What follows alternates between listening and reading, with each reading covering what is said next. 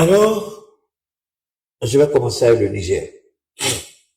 J'ai vu récemment que les États-Unis ont remis un lot de matériel au Niger. Je voudrais dire, je sais que le général Tchani sait très bien ce qu'il fait. On refuse pas un cadeau. Ça, c'est vrai.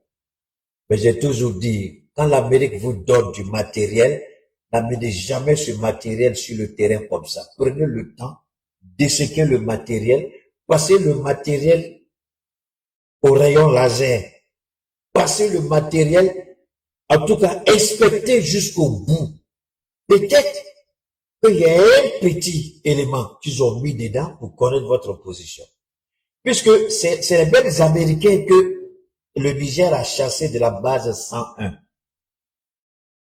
La base de drone des Américains, c'était au Niger. Je dis à mon président, je dis à l'état-major des forces armées de l'air du Niger de faire beaucoup attention aux Américains. Ils cherchent à entrer. Regardez la coïncidence. Pendant qu'ils viennent négocier avec nous, ils font cadeau au Niger. Nous connaissons leurs intentions. L'Amérique ne donne jamais $1 cadeau. Quand l'Amérique vous donne $1, c'est parce que l'Amérique sait que les $1 que l'Amérique a donné là, elle va récolter au moins $1,000 dedans. Moi, je ne fais pas confiance aux Américains parce que je les connais trop bien pour avoir vécu avec eux assez longtemps et pour comprendre leur psychologie. L'Amérique ne donne jamais quelque chose cadeau. J'interpelle les autorités du Niger de faire beaucoup attention aux dons des Américains. C'est pas gratuit. C'est pas gratuit. L'oncle Sam ne donne pas cadeau. Je vous demande de faire attention. J'ai vu que vous avez reçu un lot de matériel militaire. Mais pourquoi l'Amérique ne vient pas construire un hôpital? Si vraiment l'Amérique veut aider. Pourquoi l'Amérique ne vient pas faire des dons alors que nous, il y a d'autres domaines. Aujourd'hui, le Niger n'a pas besoin qu'on lui fasse un don en termes de matériel militaire. Et l'Amérique ne mélange jamais son matériel militaire au matériel militaire ni de la Russie ni de la Chine. Alors qu'ils savent que nous achetons avec la Russie et la Chine. Quel est l'objectif? S'ils ne sont pas obligés de prendre, ils ont déjà pris mon avis. Moi, je ne parle que parce qu'ils ont pris. S'ils avaient rejeté, je n'allais pas parler de ça. C'est parce qu'ils ont pris que je parle. Donc, j'interpelle nos autorités de faire beaucoup attention. Quand l'Amérique fait un don, ce n'est jamais gratuit. Ce n'est jamais gratuit. Ce n'est jamais gratuit, je le répète une dernière fois. Quand l'Amérique fait un geste, ce n'est jamais gratuit. Faisons beaucoup attention. Alors, avant de commencer, j'ai vu mon jeune frère Iboussi, que vous connaissez, enfin au Mali, pour ceux qui le connaissent. Il dit que l'Arabie Saoudite, je crois, est très remontée contre notre pays, le Mali. Parce que le Mali a interpellé l'ambassadeur de l'Arabie Saoudite pour se plaindre. Et ils sont fâchés. Pourquoi on a appelé leur ambassadeur et qu'ils sont très énervés. Non, on s'en fout. On s'en fout. J'ai dit, ce sont des criminels qui sont à la tête de l'Arabie Saoudite. Moi, j'ai toujours dit ça. On va à la Mecque, c'est pas à cause de ces petits bâtards-là. Le prince héritier, criminel et sanguinaire, Ben Salman, tu vas mourir et périr en enfer. Tu sais ce que tu fais? Tu sais ce que tu fais? Tu sais comment tu tues les gens? Non. Si tu veux, le jour que je vais à la Mecque, là, faut refuser que je rentre. C'est ton problème. Au moins, Dieu dira, il a décidé de rentrer. Voilà le criminel. Et tu vas t'expliquer devant Dieu pourquoi vous m'avez refusé de rentrer à la Mecque. Moi, je n'ai pas peur. Vous êtes pathétiques, vous, les gens de l'Arabie Saoudite, là. Vous êtes pathétiques et minables. Donc, ça me permet de parler de ce soi-disant prédicateur. On dit, je connais pas son nom. Je vous demande pardon. Ne venez pas écrire son nom. Quand je vous disais il y a pas longtemps, faire beaucoup attention. J'interpellais nos services de renseignement sur les mendiants, les commerçants, parce que je connais la pratique beaucoup trop bien des services de renseignement occidentaux. C'est le Mossad, le renseignement israélien, qui a commencé ça avec la CIA. Le Mossad a été créé il n'y a pas trop longtemps. A été créé avec la création de l'État d'Israël. Donc c'est récent. Cependant, le Mossad aujourd'hui est patron de tout cela. Pas en termes de budget, mais en termes de technique d'assassinat, de ciblage, de tout ce que vous pouvez imaginer. en technique de renseignement, comment on appelle ça, récolter le renseignement, le Mossad. Et le Burkina l'a très bien compris. Maintenant, il y a je remercie la brigade. C'est quoi? C'est la balle, c'est ça? La balle. Ah, Alal. Quel est le nom de brigade là? Tu vois, je te compte souvent, hein. Ibrahim va se fâcher avec moi. Grand frère, tu connais pas le nom de la brigade que j'ai créée. Et Allah. Brigade Alal, je crois. Ils sont forts, ces gens-là. Il faut les saluer. Ils ont commencé à interroger. Ils ont commencé à indiquer. Au Mali, si le président Goïta se permettait de faire ne serait-ce que 1/10 de ce que le capitaine fait au Burkina, vous allez voir la grande gueule des idiots piailler, gueuler et hurler. Mais en même temps, ils veulent que Dieu leur donne tout, mais ils sont pas prêts à payer le prix. Ça, c'est le Malien. Que Dieu ait pitié de vous. Ah, ok. Brigade, la balle. Ok, merci. La balle. Ils sont forts, hein. Les gens là, ils sont trop forts. On va revenir sur ça. Alors, je remercie cette brigade-là qui fait un travail extraordinaire au Burkina. Il vient d'arriver, tu dis tu as ouvert ton commerce, tu es étranger, on ne te connaît pas. Mon frère, il faut nous parler de ton parcours. Où tu es quitté, tu as fait quoi? Quand les questions commencent à pleuvoir, le gars il sait plus comment répondre. C'est dit d'accord, c'est pas grave. Ramasse tes affaires là, tu reçus, on va pousser les enquêtes. Donc le capitaine est trop fort. Il connaît tout. On est dans un moment critique où il ne faut pas s'amuser avec la sécurité de nos États. Le petit mendiant que vous ne regardez même pas, je l'ai dit la dernière fois, c'est facile de le recruter. Et comme beaucoup parmi eux, c'est vrai que quand souvent on dit les peuls, les gens pensent que c'est parce que les peuls sont visés. Non! Non! C'est parce que beaucoup parmi eux se retrouvent de l'autre côté de la loi. Mais pourquoi on va pas citer leur nom? Si citer leur nom là, c'est un crime là, moi je m'en fous. Ma mère elle est Peul, moi ma mère elle est Diallo, 100% Peul. C'est ce qui m'a fait la grâce de ce teint que j'ai, c'est du côté de ma maman. Elle est Peul, Mariam Diallo. Elle est Peul, ma mère, enfin, elle l'était. Et moi j'ai rien contre les Peuls. Mais la plupart des petits enfants qui sont mendiants là, il faut les arrêter. Il faut parler avec eux. Quelle langue ils vous parlent? Qu'est-ce qu'ils vous disent? Même pas le bambara correct. Vous voyez que beaucoup vous parlent quoi? Beaucoup, 80% parlent en Peul. Je n'ai aucun problème à la Peul. Jusqu'à ma mort, je n'ai jamais de problème avec eux. Ce sera renier ma mère et ça n'arrivera jamais. Mais s'il y en a qui sont reconnus dans quelque chose, on va le dire bien. Si ça vous fait mal là, attachez-vous à travailler correctement. Interpellez ceux qui sont dedans. C'est tout. Je ne les accuse pas. Je ne vais jamais les accuser sans preuve. Mais nous disons, faisons beaucoup attention. D'ailleurs, comment les terroristes sont rentrés? C'est pas en se mélangeant aux vendeurs de bétail, ils sont rentrés. C'est pas en se faisant passer. J'ai dit la dernière fois, notre ministre, là, elle s'en fout, hein. Elle n'écoute pas quand on parle. Monsieur le Président, d'accord, nous, on n'est pas du renseignement, mais nous, on parle. On sait comment les gens font. On nous écoute, alhamdoulilah, on nous écoute pas, on prie Dieu que Dieu sauve le Mali. J'ai dit ici que personne ne rentre désormais avec du bétail au Mali, en tout cas à Bamako, dans les grandes villes, pas seulement à Bamako, si tu n'es pas doté d'un numéro d'identification. C'est-à-dire, tu as au moins une pièce justificative. Il est avec moi, il m'accompagne, ça marche plus. Il est avec moi, il m'accompagne, on le fait descendre et puis il retourne. Personne ne doit vendre du bétail désormais au Mali si tu n'as pas un document qui dit que tu es vendeur de bétail. Il faut qu'on arrête la complaisance. Il faut qu'on arrête. Ibrahim a fermé mosquée hier, non? Hier ou à Mathieu, c'est pas ça? D'accord. On n'a qu'à s'amuser, que Dieu nous aide. Parce que les gens, les savent. Ceux qui sont tapis à Abidjan, c'est eux qui donnent les informations. Le bâtard du Crédien, il connaît pas cette technique-là. Ce sont les gens qui sont tapis à Abidjan avec la DGSE.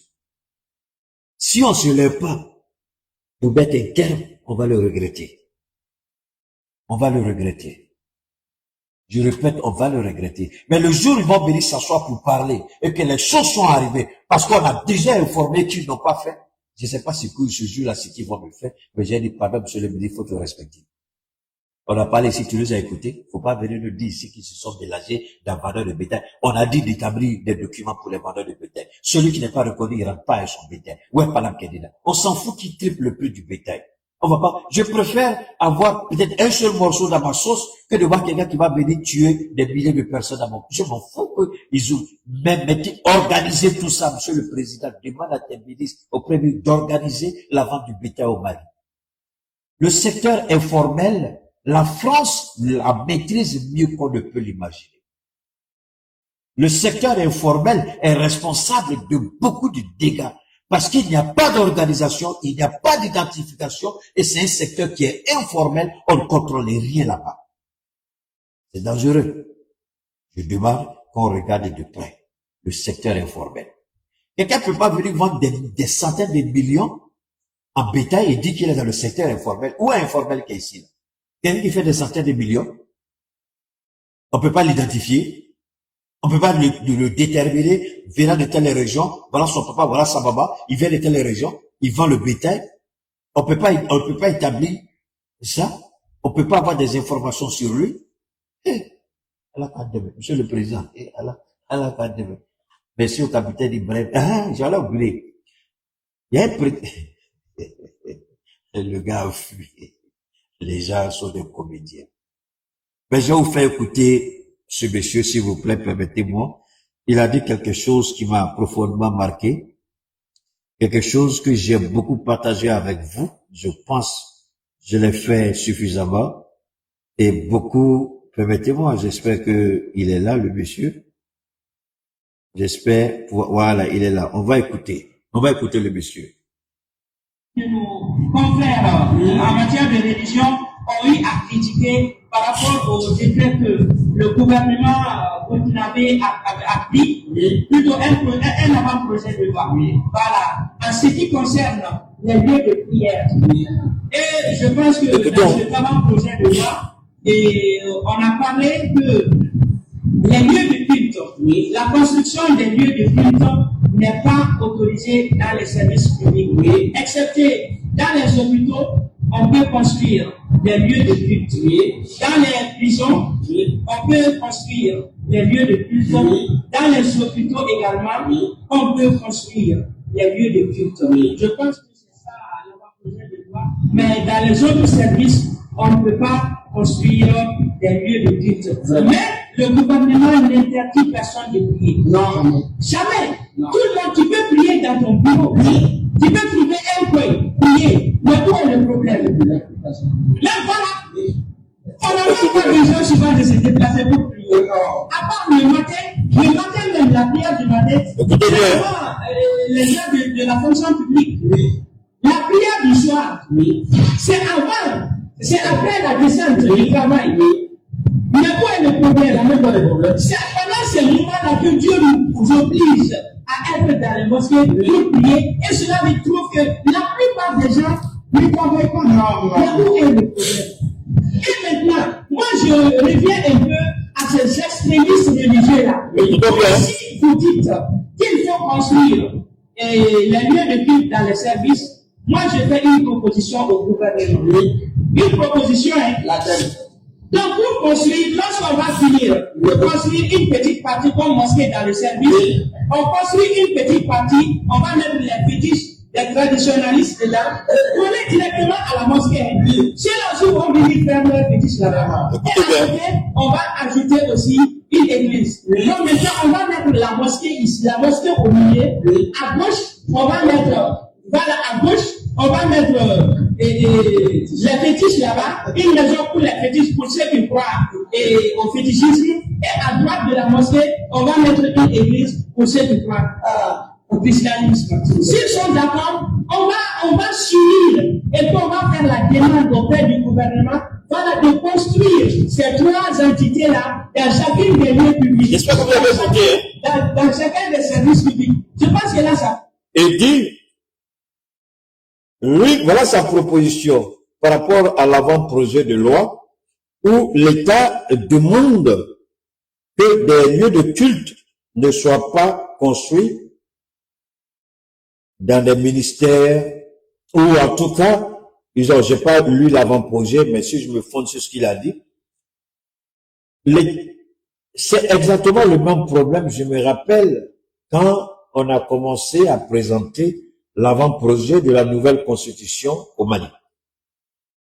Quand le président suit de près ce que je fais, je parle du renseignement malien, bien entendu. Vous imaginez que le renseignement vous appelle pour aller vous féliciter? C'est pas n'importe qui fait ça.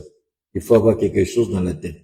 C'est pas à cause de mes beaux yeux ou à cause de mon gros nez, mais c'est par rapport aux idées que je défendais, par rapport à la laïcité. Les gens qui piaillent, qui gueulent aujourd'hui, qui disent qu'ils sont les défenseurs de la tradition, tous ceux-là, à cette époque-là, se sont attaqués au président. On a même dit qu'il a trahi. Ce n'était qu'un avant-projet.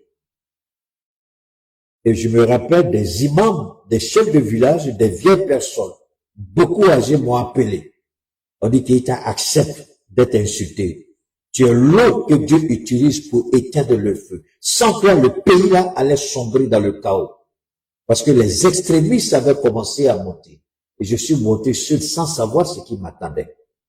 J'ai été insulté. Mes parents ont été insultés.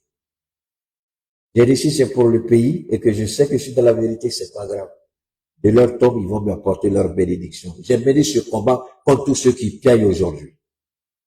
Et j'ai gagné ce combat. Je remercie Dieu. Le Mali n'a pas brûlé. Les gens, ils confondent tout quand on parle de religion.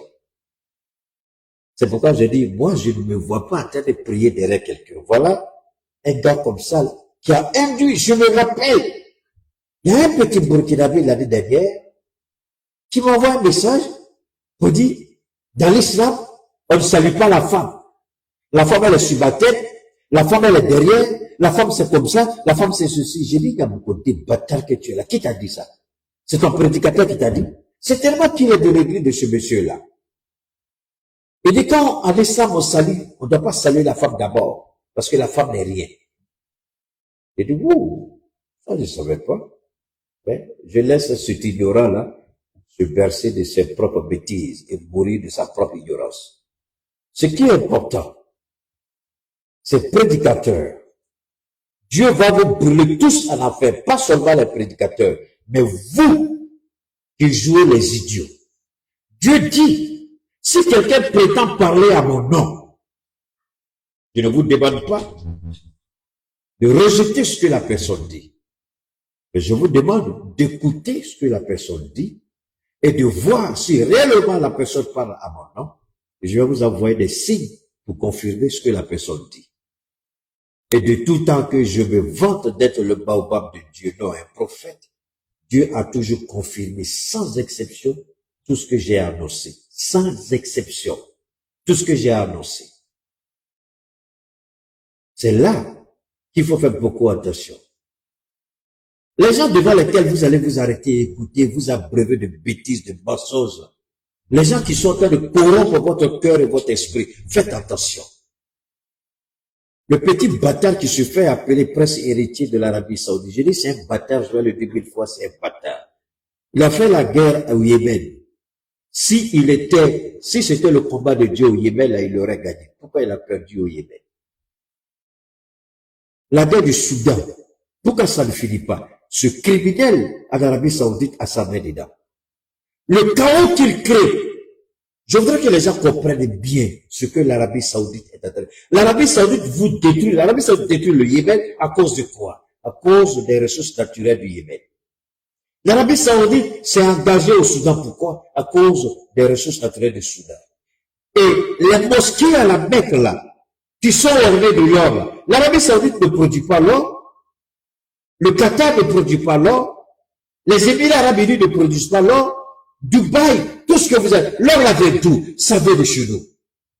C'est notre or.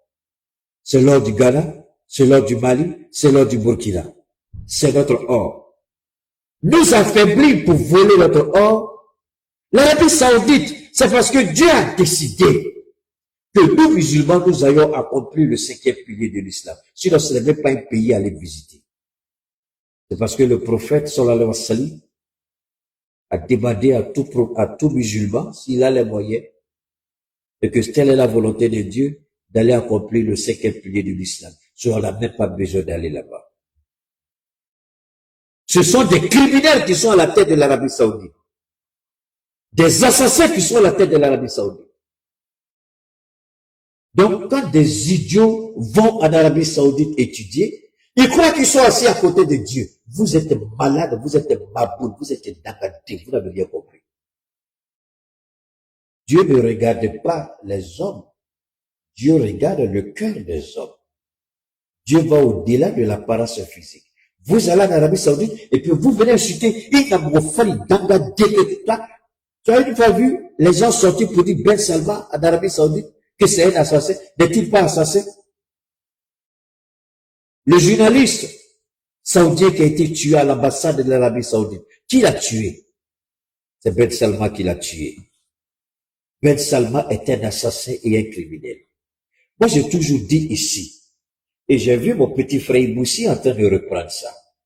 Je dis, l'Arabie Saoudite est le pays que les Américains utilisent pour financer le terrorisme dans le monde.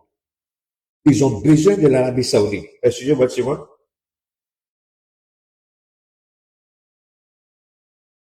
Ils ont besoin de l'Arabie Saoudite pour financer le terrorisme dans le monde.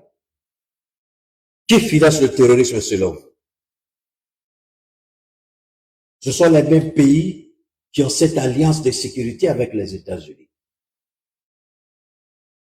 Je vous avais parlé, je crois, la dernière fois de Ben Laden. Ben Laden est du sang royal. Les Américains ne pouvaient pas tuer Ben Laden s'ils n'avaient pas demandé la permission à la famille royale en Arabie Saoudite. Ils sont allés demander la permission à la famille royale pour pouvoir liquider Ben Laden. Mais qui a formé Ben Laden? Ce sont les Américains.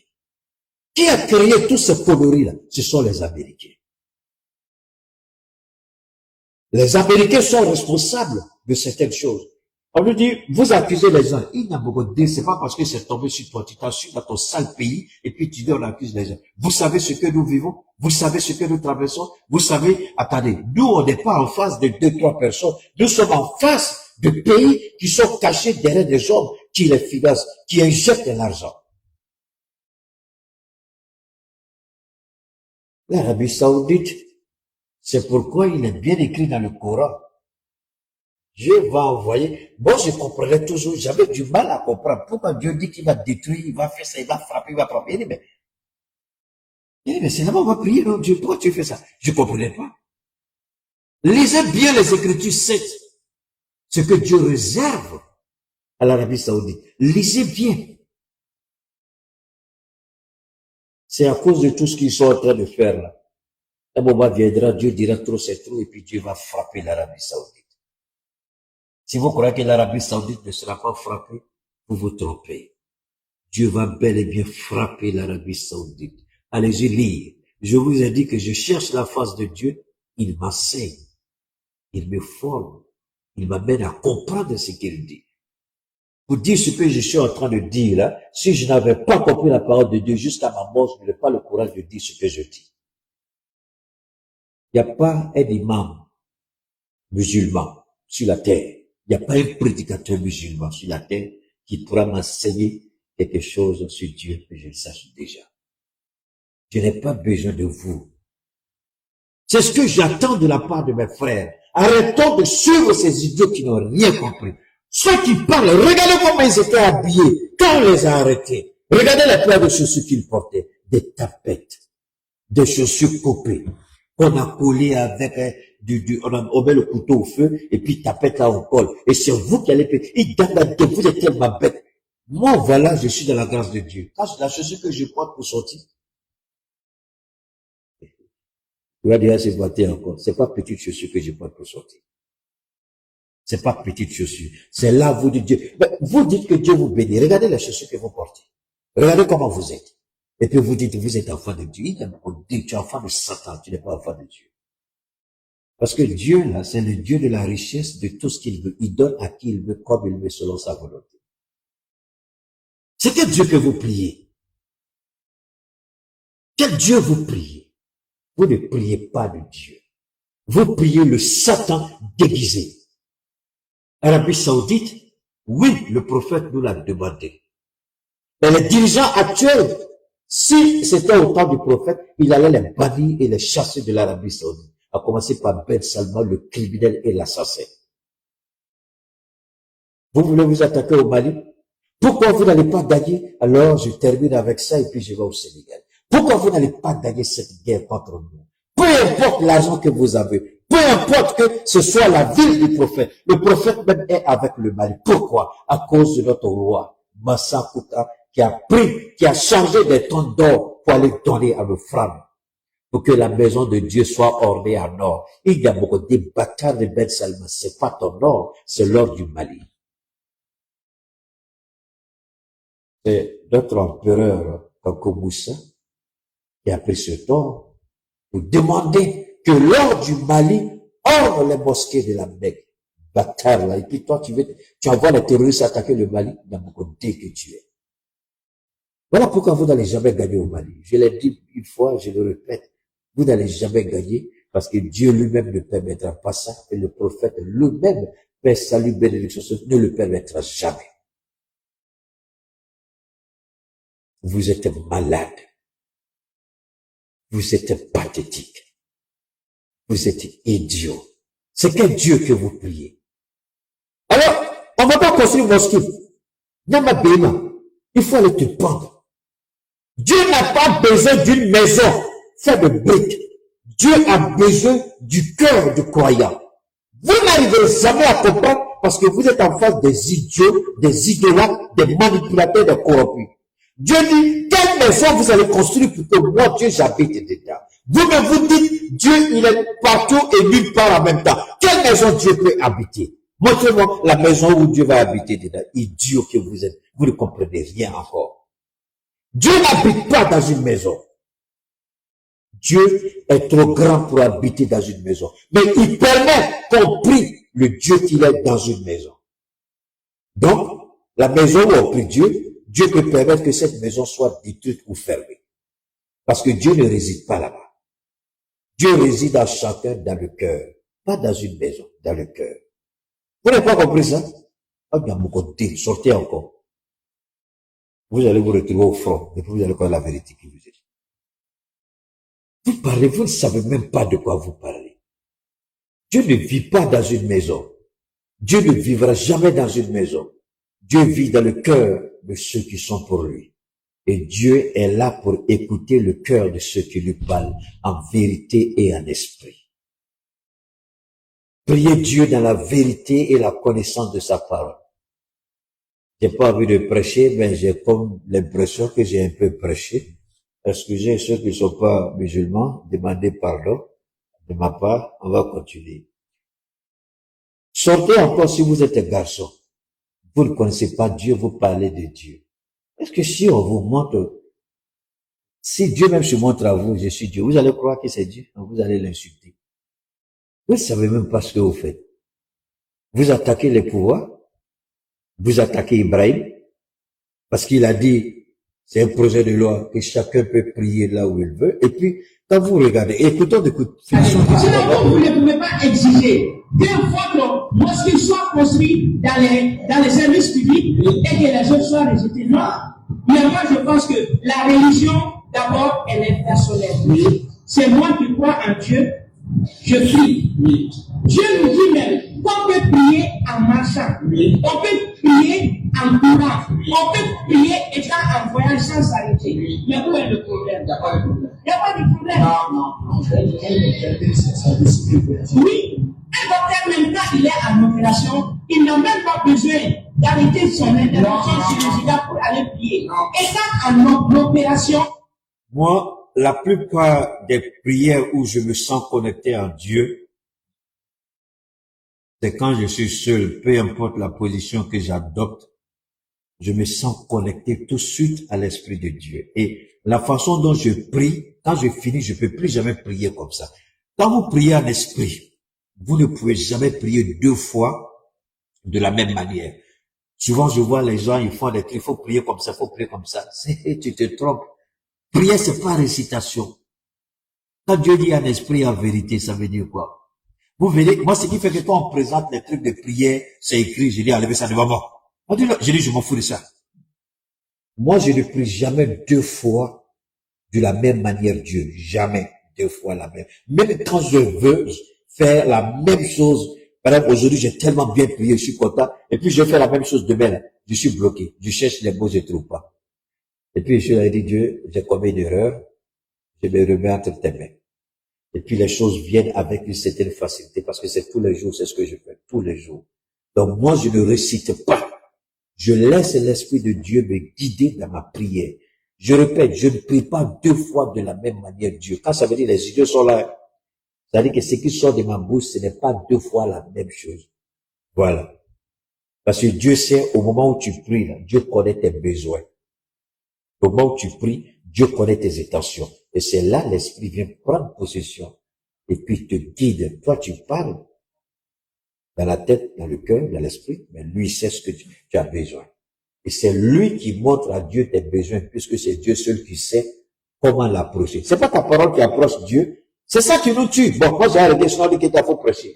C'est pas ta parole qui t'approche de Dieu. C'est la pureté de ton cœur et la vérité qui sort de ton cœur. C'est ça qui va devant Dieu. C'est pas ta personne. Sinon c'est ça là. Pourquoi dans la tombe on pourrit?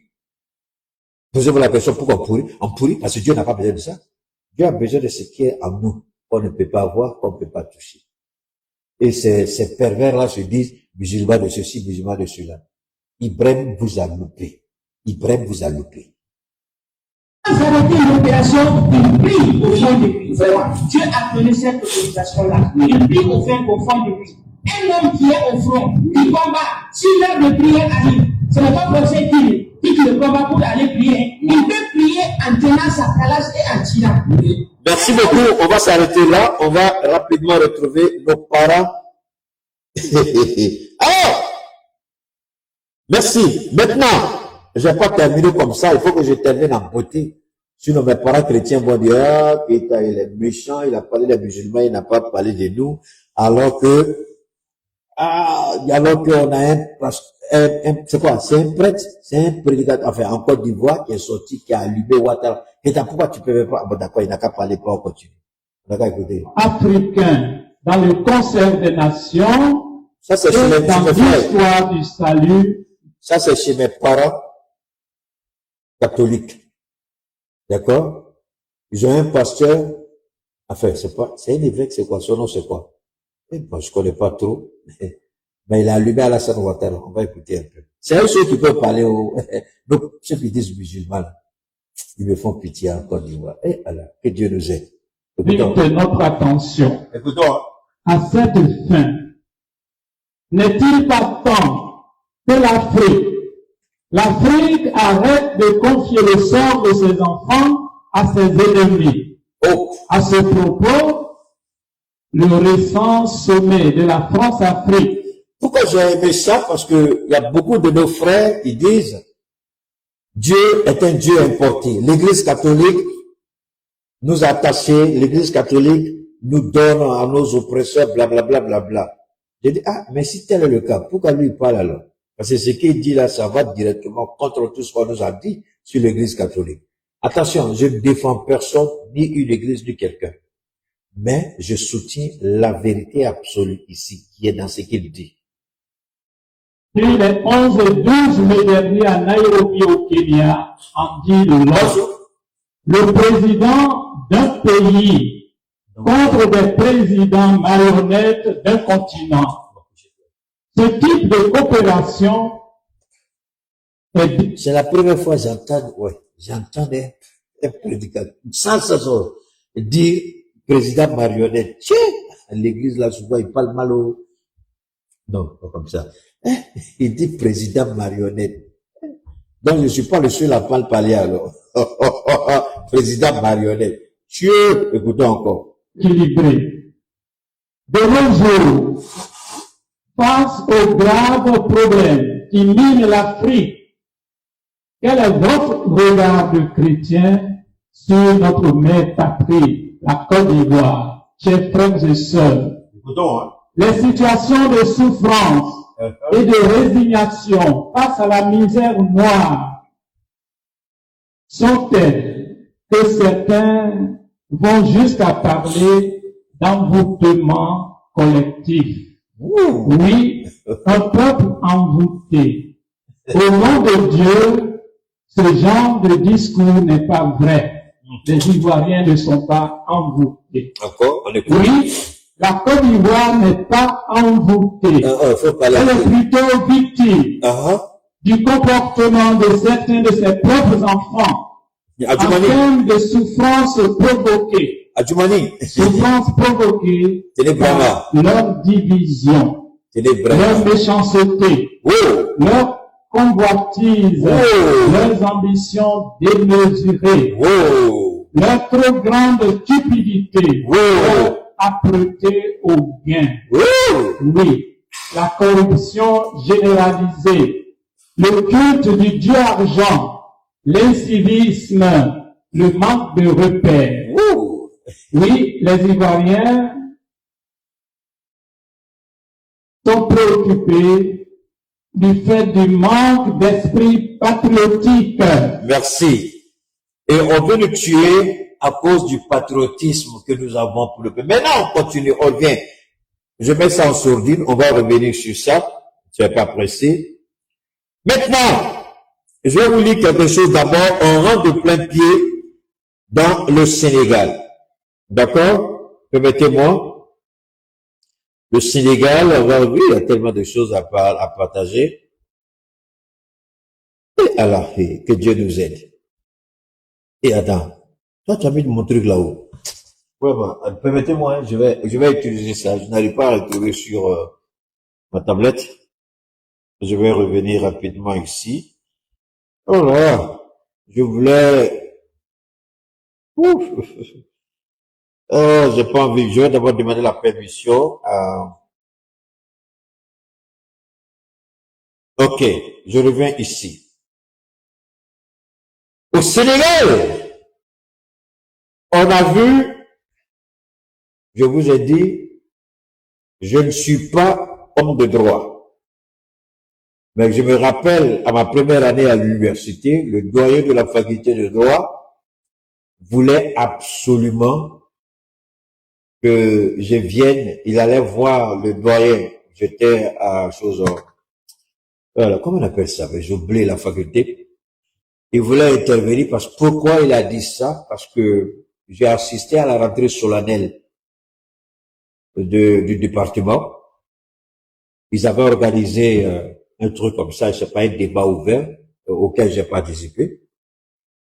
Vous allez dire sur votre alhamdoulilah, je rends toute la gloire à Dieu. Ma première année, j'ai damé le pion à ceux qui étaient à maîtrise. Je dis bien, j'ai damé le pion à ceux qui étaient à maîtrise.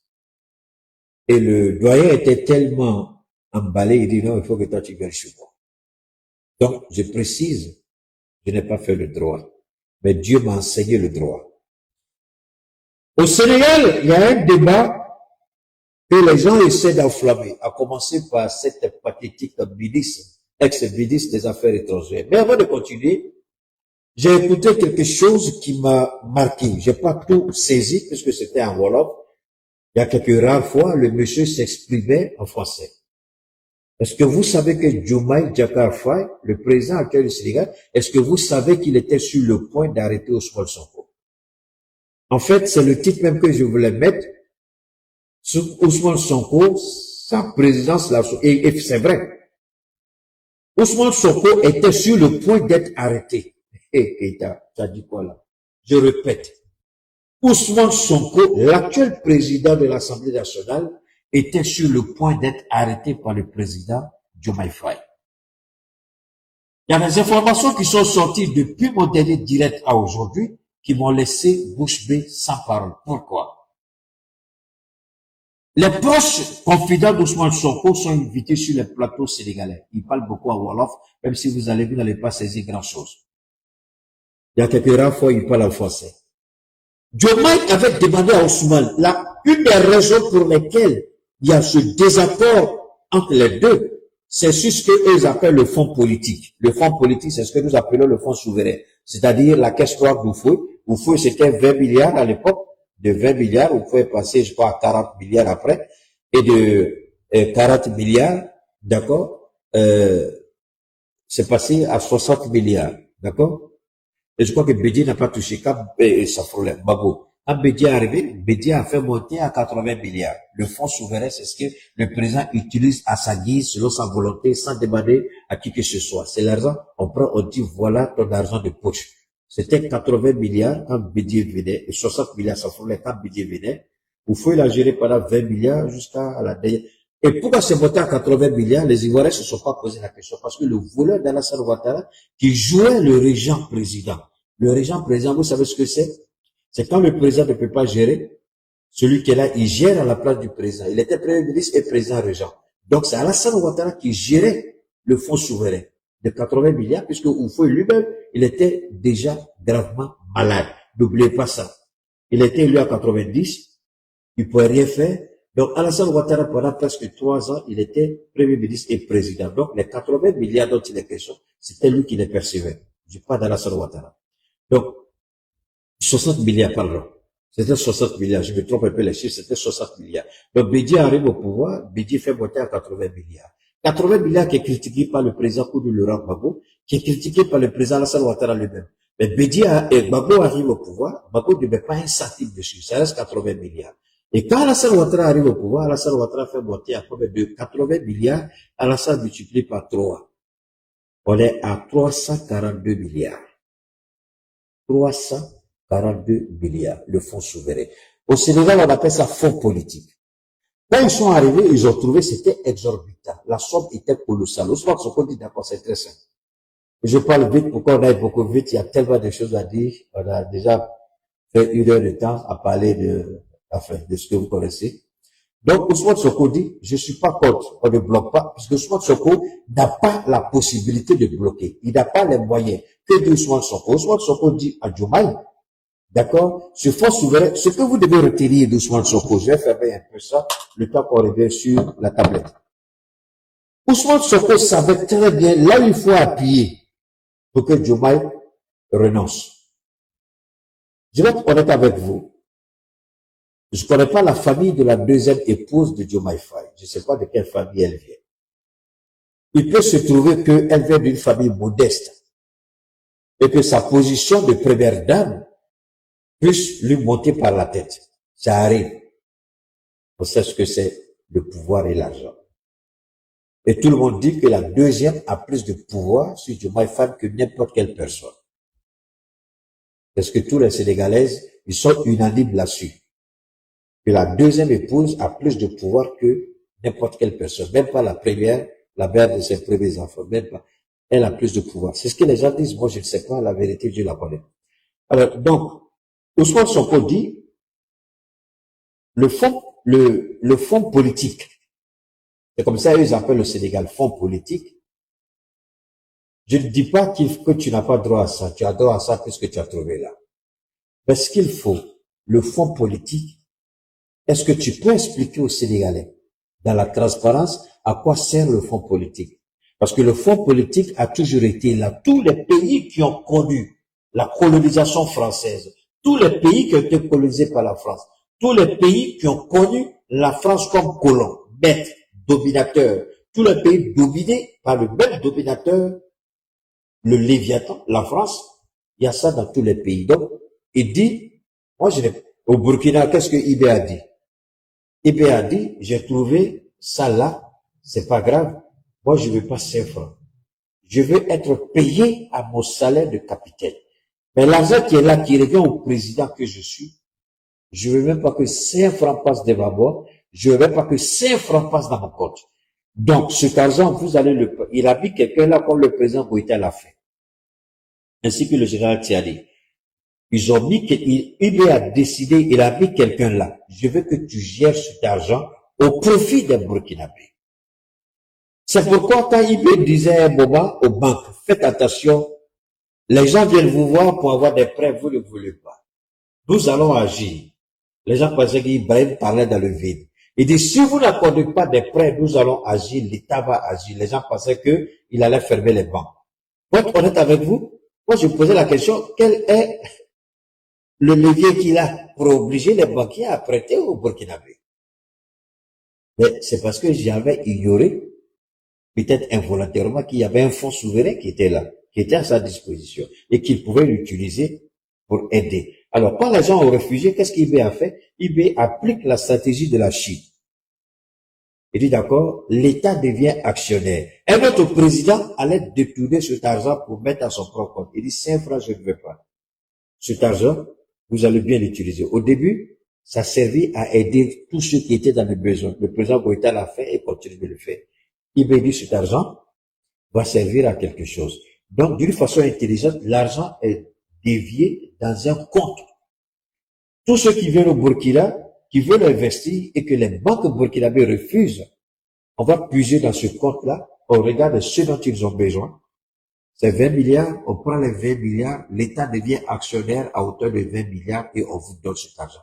En même temps, l'État a quelqu'un dans la structure, même si c'est pour vous, la personne surveille les finances et il y a d'autres personnes qui surveillent comment les choses évoluent là-bas. Voilà comment Ibrahim est en train de faire redémarrer, et vous avez tous fait pour les Ivoiriens, ceux qui ont écouté Eli Pada. Mais je vais m'arrêter là. Eli Pada, peut-être pour vous, a dit quelque chose de nouveau. Eli Pada n'a rien dit de nouveau que moi je n'ai pas annoncé. Possédant, il a parlé d'industrialisation du Burkina, c'est pas ça? Qui a dit que le Burkina s'inspire de l'exemple chinois et que le Burkina sera les caisses, l'argent va couler à flot dedans. Qui a dit ça? Donc, tout ce qu'il dit, attention, je ne dis pas que tout ce qu'il dit, lui, il s'est dit prophète, il a des révélations, c'est pas bon. Moi, j'ai fait mes analyses et je vous ai dit, en ce qui concerne le Burkina, tout ce qu'il a dit, que le peuple devait savoir, il n'y a rien de nouveau qu'il a dit que je n'ai pas annoncé au Burkina. Rien. Mais je remercie Eli d'avoir confirmé d'une certaine manière tout ce que j'ai eu à dire. Donc, le Burkina devient actionnaire dans beaucoup d'entreprises. Et ces entreprises-là, à hauteur de ces milliards qui sont injectés par l'État à travers ce fonds, c'est pas seulement ce fonds, il y a beaucoup, mais je m'appuie sur ce fonds parce que c'est ce fonds qui est le sujet de discorde entre Diomaye et Ousmane Sonko. Voilà un pays qui doit, on dit, l'UMO a dit, vous prenez crédit à hauteur de 70% de votre PIB. Et le Sénégal est à 134% de son PIB. C'est-à-dire 2 fois plus. Le Sénégal n'est pas un pays industrialisé. Comment il faut payer? Et j'ai dit, l'erreur qui tue nos présidents africains, c'est malheureux de le dire, je vais le répéter une dernière fois. Vous ne pouvez pas comparer un pays sous-développé, un pays africain, avec les normes des pays occidentaux. C'est une erreur grave. Vous parlez de PIB. Mais nos pays africains, on est encore au stade informel dans beaucoup de secteurs de notre activité. Vous prenez la France. La France sait combien d'entreprises elle a sur son sol et combien elle peut retirer. Quand vous venez au Burkina, quand vous faites la liste, quand vous regardez la liste des entreprises burkinabées, et puis on vous dit de vous endetter à 70%, il faut être fou pour vous endetter même à 10%. Parce que ça pose un réel problème de remboursement. Ça, c'est un débat après. Donc, Ousmane Sonko demande à son frère, Diomaye, le Sénégal est super endetté. Il y a une dette cachée, combien de mois? De 11 milliards 500 millions d'euros. On ne sait même pas comment où l'argent est parti. Mais ceux qui étaient là, on les connaît, certains sont encore au pays. Deuxièmement, le fonds souverain que tu as, avec ce qu'on va demander aux Sénégalais de supporter comme poids, c'est énorme. Est-ce que les Sénégalais peuvent savoir comment tu vas gérer cet argent? S'il y a possibilité que cet argent puisse se servir à payer une partie de la dette, ce serait intéressant. Voilà ce que propose Ousmane Sonko à Diomaye. Et Diomaye Faye rentre dans une colère et commence à mettre, je le dis, les Sénégalais qui sont dans le secret des bois, si je mens, je demande à tous les Sénégalais qui m'écoutent, qui ont la preuve que ce que je dis est faux, Je vous demande pardon à cause de Dieu. Sortez avec la preuve et dites que je suis en train de mentir. Je vous demande pardon à cause de Dieu. Diomaye a refusé. Il a dit à Sonko, pas question. Dans les yeux de Sonko, il regarde Ousmane Sonko et puis il dit, je veux pas. Et il a même menacé Ousmane Sonko, si tu insistes. C'est là que vous avez vu quand il est sorti dans son histoire d'entretien qu'il a eu, où il a dit, c'est moi qui détiens et c'est moi. Le jour où le Premier ministre n'a plus ma confiance, je le renvoie. Les Sénégalais ont vu ça. Et c'est après aussi ça que Ousmane Sonko, parce que vous m'avez entendu parler, ben, vous dites, bon, pourquoi Ousmane a fait ça? Pourquoi Sonko a fait ça? Il y a forcément quelque chose. Ce jour, je vous ai dit seulement comment il a parlé, mais qu'est-ce qu'il a poussé à dire ça? Ce jour, je ne vous l'ai pas dit.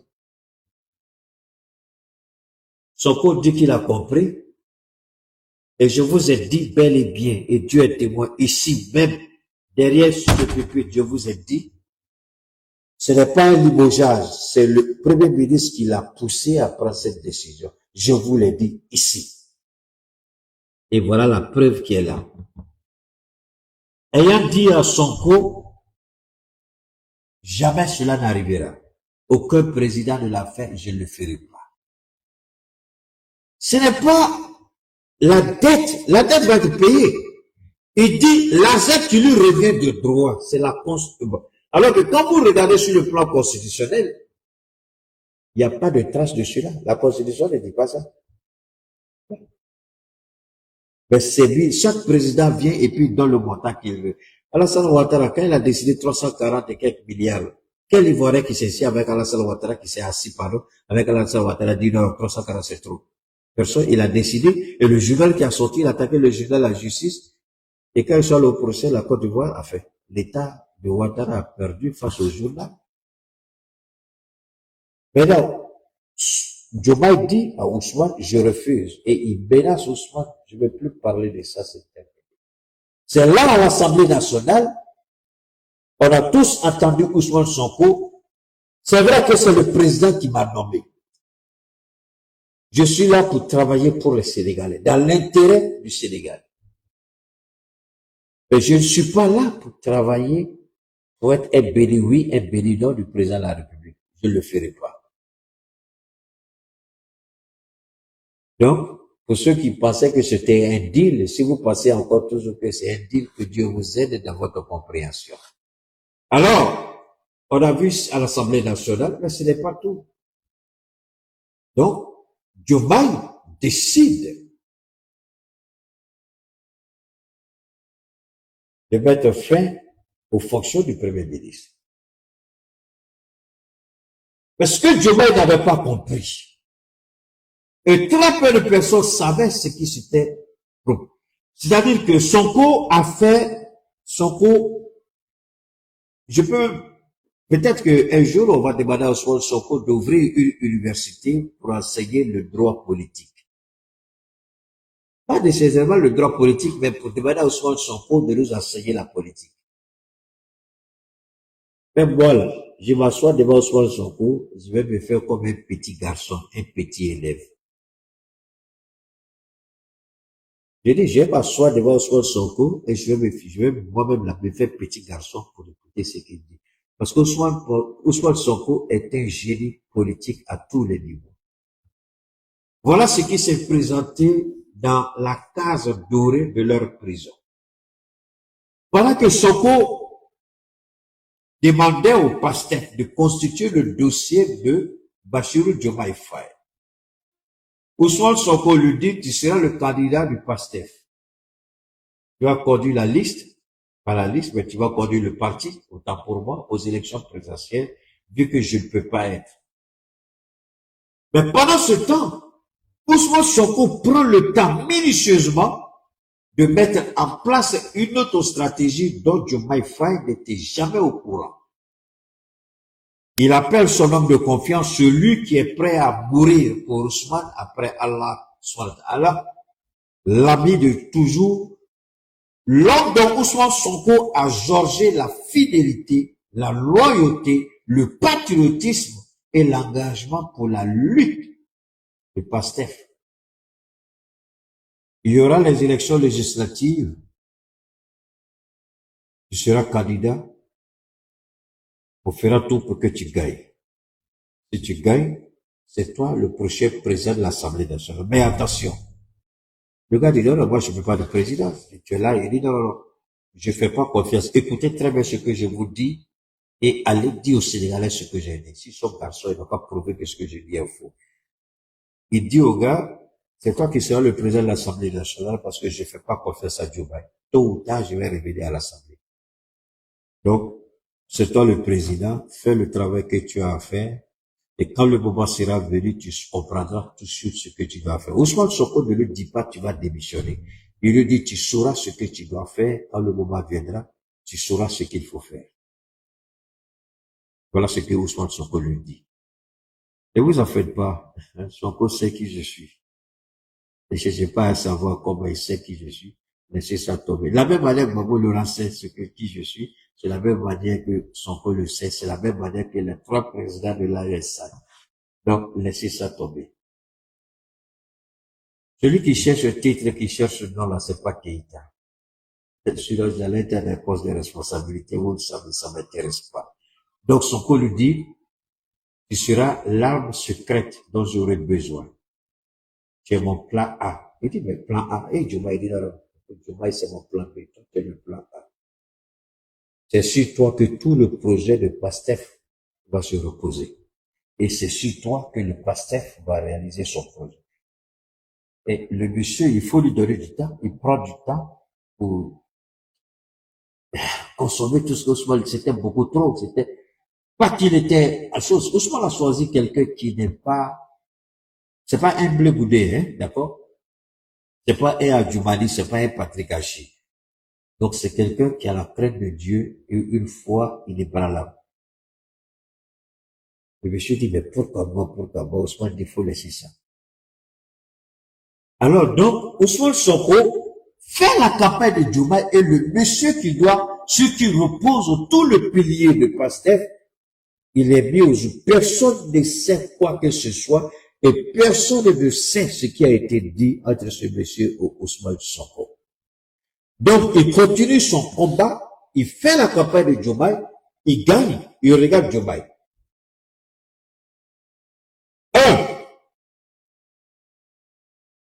Macky Sall ne doit pas sortir du pays. Diomaye dit pas question, Macky Sall doit sortir du pays. Parce que quand ils ont gagné, tous ceux le numéro de Macky Sall, et j'ai lu le numéro de Macky Sall, le numéro de Diomaye, Alassane Ouattara l'a appelé, Emmanuel Macron l'a appelé, l'Union européenne, tout ce que vous connaissez, tout le monde a appelé Diomaye. Donc, la tête a commencé à être chaude. Ousmane était là et puis il le regardait, il disait rien. Mais Ousmane avait dit, attention, il faut qu'on fasse les audits avant que Macky ne sorte. Et l'Union européenne, la France et Ouattara lui avaient déjà dit, si vous faites passation des charges, tu laisses le président sortir. Posez-vous la question, pourquoi l'Union européenne? J'ai dit, mais l'Union européenne est État. La France et le président ivoirien Ouattara demandent à Diomaye de laisser Macky Sall partir. Pourquoi? Et pourquoi Macky Sall lui-même voulait aller au Maroc s'il ne se reprochait rien? Les Sénégalais peuvent demander pourquoi. Je n'ai pas besoin de répondre à ça, mais les Sénégalais, s'ils sont suffisamment, merci, première trahison, merci beaucoup. La première trahison a commencé là. Parce que Diomaye a commencé à dire à Sonko, il faut qu'on laisse Macky partir. Sonko demande, mais pourquoi il doit partir? S'il y a des audits qu'il est responsable de quelque chose, ce n'est pas une vengeance personnelle. S'il a pris quelque chose de l'État, il faut qu'il se justifie. S'il ne se reproche rien, que la justice ne lui reproche rien, il va partir avec tous les honneurs d'un ancien président. Diomaye dit non, il va partir, on ne peut pas le garder, il veut rentrer, on va le laisser. Quel président qui, à peine quitte son pouvoir, quitte son pays? Barack Obama, jusqu'à la date d'aujourd'hui, vit encore aux États-Unis. La dernière fois, il y a eu l'inauguration. Les présidents, on leur propose soit une fondation, soit un centre Quand vous quittez le pouvoir aux États-Unis, il y a un centre qui est construit à votre nom, ou il y a une fondation. En tout cas, Barack vient d'inaugurer pour lui ce mois-ci là. Il est encore aux États-Unis, il n'est pas parti quelque part. Mais pourquoi l'ancien président ghanéen, il est encore au Ghana, lui, il n'a pas fui. Mais pourquoi c'est Macky Sall qui fuit le Sénégal? Si je reproche rien. Ça, c'est une question légitime que tous les Sénégalais peuvent se poser. Plus de 1000 personnes en direct. Oh, c'est pas grave, on est passé sur la batterie. On est passé sur la batterie, après c'est pas grave. Alors, donc,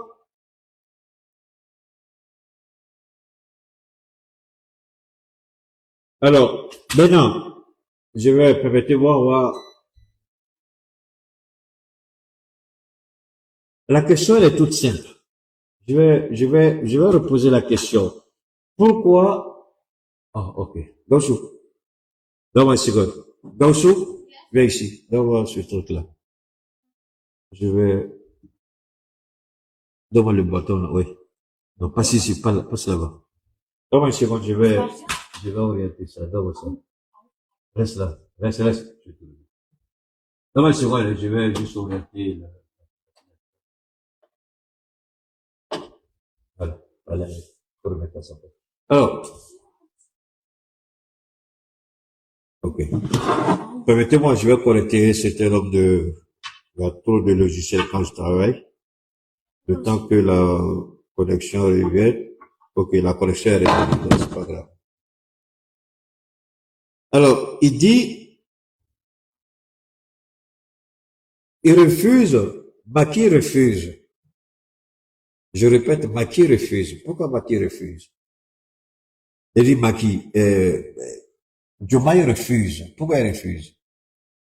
Si Macky ne se reproche rien, pourquoi Macky veut sortir de la précipitation? D'ailleurs, toute sa famille était déjà partie. Son épouse, c'est-à-dire que son épouse, ses enfants, personne, tout le monde était déjà parti à ce qui concerne la famille de Macky. Alors, maintenant, on revient encore ici et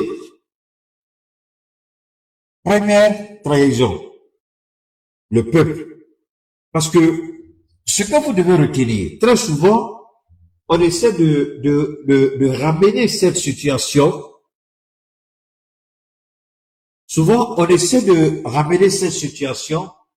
Si comme c'est une affaire personnelle entre Diomaye et Sonko. C'est pourquoi Sonko a dit, c'est une mauvaise lecture. La première prise de parole qu'il a faite à l'Assemblée nationale, il dit, ce n'est pas autour des hommes, mais autour des engagements, autour des idéaux, autour des principes, autour de ce que nous avons présenté au peuple sénégalais. Donc, je vois même, c'était de nos affaires d'eux, et on dit, moi ça m'étonne, j'ai dit, mais quelle est cette mauvaise lecture que les gens font? Alors, maintenant, première trahison, quelqu'un l'a écrit, merci beaucoup. Macky Sall s'en va. On dit, mais, mesdames, monsieur le président, est-ce qu'on peut voir clair dans cette affaire de fonds politique? Il dit, il refuse. Il refuse, il ne veut pas. Moi, je vous explique un peu comment ça se passe, puisque je connais l'administration. Quand vous prenez fonction, on vous appelle. On m'a appelé aussi à l'époque en Côte d'Ivoire. On m'a appelé, on m'a fait asseoir. On m'a dit, voilà ce qui vous revient, voilà ce qu'on vous donne, si vous avez besoin de tel ou tel. C'est les choses qu'on fait. Donc, quand vous êtes président, tout de suite, vous prenez fonction, on vous dit, voilà combien que je trouve dans votre compte. Voilà ça, voilà ça, voilà ça, voilà ça. Et il savait tout ça. Donc, Bassirou savait tout. Est-ce qu'en toute honnêteté, quelqu'un qui sort d'une certaine pauvreté, qui est parachuté comme président de la République, devrait se soucier de l'argent ou se soucier du bien-être, du bien-être du peuple sénégalais? Parce que l'argent qu'on appelle fonds politique au Sénégal, est-ce que cet argent peut alléger la souffrance du peuple sénégalais? Donc, Bassirou a démontré que la souffrance des Sénégalais n'est pas son problème. Bassirou a démontré qu'il s'en fout de la galère des Sénégalais. Bassirou a démontré qu'il souffre, qu'il meurt, c'est pas leur problème, c'est l'idée. Il a deux pareils politiques, Bassirou. Alassane Ouattara s'en fout de ce que vivent aujourd'hui les Ivoiriens. Je vous ai fait écouter un prêtre ivoirien qui a parlé. Alassane Ouattara s'en fout de ce que vivent les Ivoiriens. Et c'est ce que Bachirou aujourd'hui est en train de faire. Il fait la même chose. Deux, on voit aujourd'hui en France comment ce pays est en train de sombrer dans le chaos. D'accord? Attendez, il y a un bâtard qui est là. Je vais l'enlever de mon direct. Il faut aller dire à Tamabaï, il y a beaucoup de bâtards que tu es. Voilà. Donc, pour nous, c'est très simple. Je répète. Diomaye, tu ne veux pas. Mais tu veux pas pourquoi? C'est pas ton argent, c'est l'argent des Sénégalais. On te dit, il faut que les Sénégalais soient informés de ce que tu peux faire. Mais attends, on te dit, j'ai pas exagéré comme Ouattara 300, on te dit, tu as 70 millions, 80, tu as 80 milliards, 70 milliards par an. C'est ton argent, il faut utiliser comme tu veux. Alors, dites-moi. Et puis on te dit, il faut expliquer aux Sénégalais. Bon. Alors, on utilise maintenant, ici, on utilise, je vais revenir rapidement ici. Non, c'est pas ça. On utilise ici l'article 54, non, l'article 55 de la Constitution de l'État du Sénégal. Vous avez vu cette soi-disant Aïssata Tall qui se dit bête. Donc, elle est peut-être agrégée en droit, docteur en droit, puisqu'elle était ministre des Affaires étrangères de Macky Sall. Elle dit, je vais pas faire passer encore, la dernière fois vous l'avez entendu, bon, je vais voir si je peux vous faire plaisir. Elle dit, nous devons être des serviteurs du droit. Et j'étais un peu perdu. J'ai dit, serviteur du droit, ça veut dire quoi? Est-ce qu'elle devrait comprendre ce qu'elle dit? Alors, je vais vous ramener là-bas rapidement, et puis je vais vous lire l'article. Parce que la dernière fois, quand on a parlé, on n'a pas lu l'article. D'accord? On va lire l'article. Pour que vous le compreniez. Maintenant, sur les deux autres points de l'ordre du jour, sur l'instruction générale du bureau, il n'y a pas grand-chose à dire. C'est les modalités par lesquelles le suppléant, s'il est installé, va bénéficier de certains droits, de certains privilèges, savoir il va conserver son passeport diplomatique, il va conserver ses indemnités pendant X mois, il va. C'est ça, l'instruction générale du bureau. Ouais, donc, la loi est là.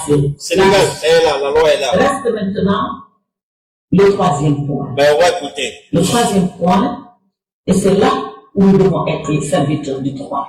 Le troisième. Nous devons être des serviteurs du droit. Et la loi, la constitution de l'État du Sénégal, c'est là. Ouais, ça, je vous veux. République du Sénégal. Un peuple, un but, une foi. Loi constitutionnelle numéro 2019-10 portant révision de la Constitution. Ça, c'est pas moi. C'est Sénégal.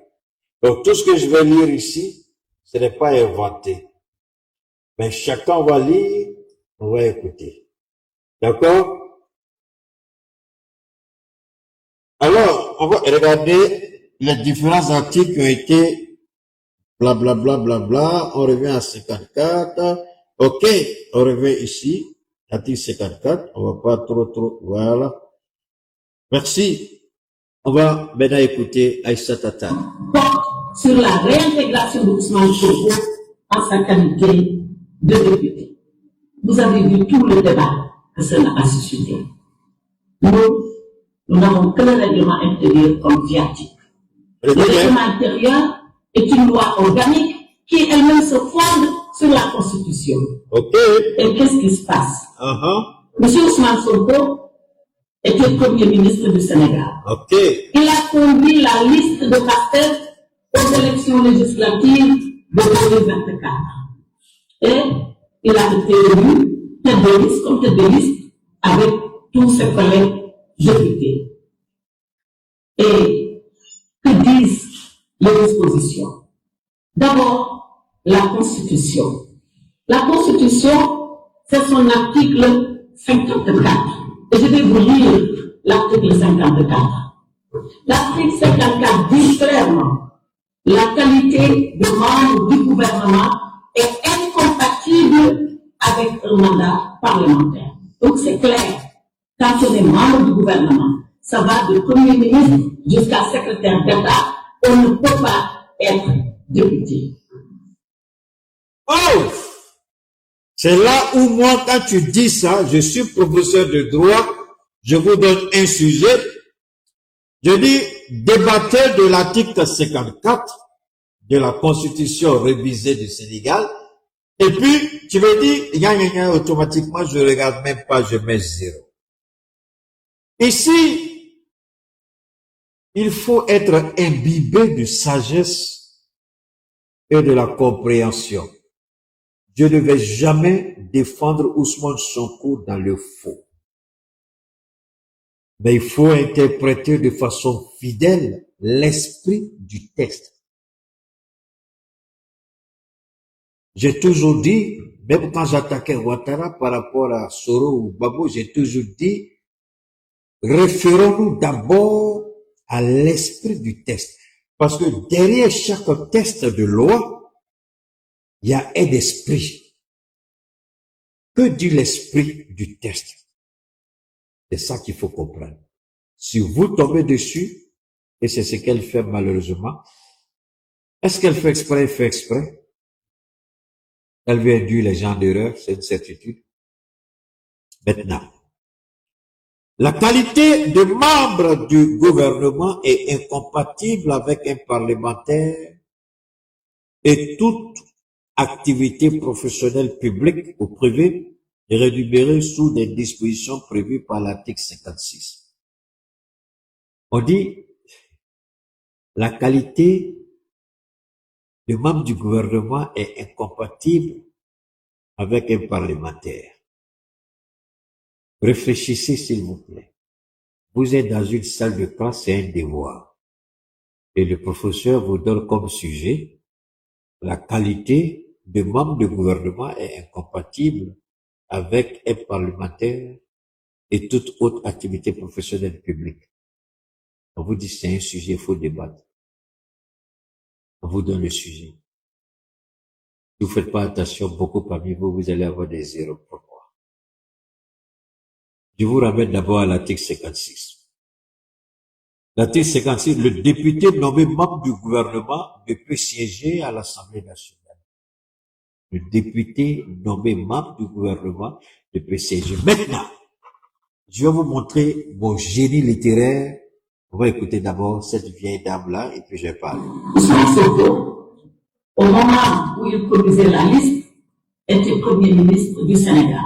Ok. Il a battu campagne, il est Premier ministre du Sénégal. Au moment où Ousmane Sonko battait campagne, il était Premier ministre, mais il n'était pas encore député. Donc, juridiquement, on ne pouvait pas l'empêcher. Il avait tous les droits de mener campagne. J'ai développé la dernière fois, mais je reviens là-dessus encore avec les tests de l'État du Sénégal. Quand il faisait campagne, il n'était pas encore député. Donc, il avait tous les droits de battre campagne. Écoutons très bien. Maintenant, on dit, vous ne pouvez siéger. Il faut faire la distinction entre élu député et siéger à l'Assemblée nationale, c'est pas la même chose. Et c'est grave, à écouter très bien. Elle dit qu'elle est avocate, elle est homme, elle est femme de droit. Mais elle n'a qu'à s'asseoir, la vieille femme là, je vais l'enseigner. Je répète, vous pouvez être élu député sans jamais siéger à l'Assemblée nationale. Être élu député n'est pas condamné par la Constitution. Mais c'est siéger à l'Assemblée nationale qui est condamné par la Constitution. Oui! Les Sénégalais, vous êtes où là? Venez prendre le cours avec moi. Les Sénégalais, vous êtes où là? Vous parlez Wolof, je vous ai dit Wolof, placa sur les réseaux. Venez, je vais vous enseigner. Ça, c'est Keïta, le baobab de Dieu. Si tu n'es pas baobab de Dieu, tu peux pas parler comme Keïta. Il faut être établi par Dieu pour parler et comprendre ces choses-là. Je répète, être élu député ne signifie pas que vous siégez à l'Assemblée. C'est lorsque vous décidez d'aller siéger à l'Assemblée que vous contestez la loi en tant que ministre, député. Mais être élu sans siéger, ce n'est pas incompatible et ce n'est pas contredit la loi. Elle est avocate, peut-être. Je comprends pourquoi le Sénégal a eu tous les problèmes du monde avec une femme comme ça. Moi, je n'ai pas fait le droit. Je ne suis pas allé à l'école de droit. Mais il n'y a pas un homme de droit, né d'un homme et d'une femme qui peut contredire ce que je viens de vous dire. Ça n'existe pas. Le droit, faisons beaucoup attention quand il s'agit du droit. Le droit regarde un seul élément, le moment de l'accomplissement. Faites beaucoup attention.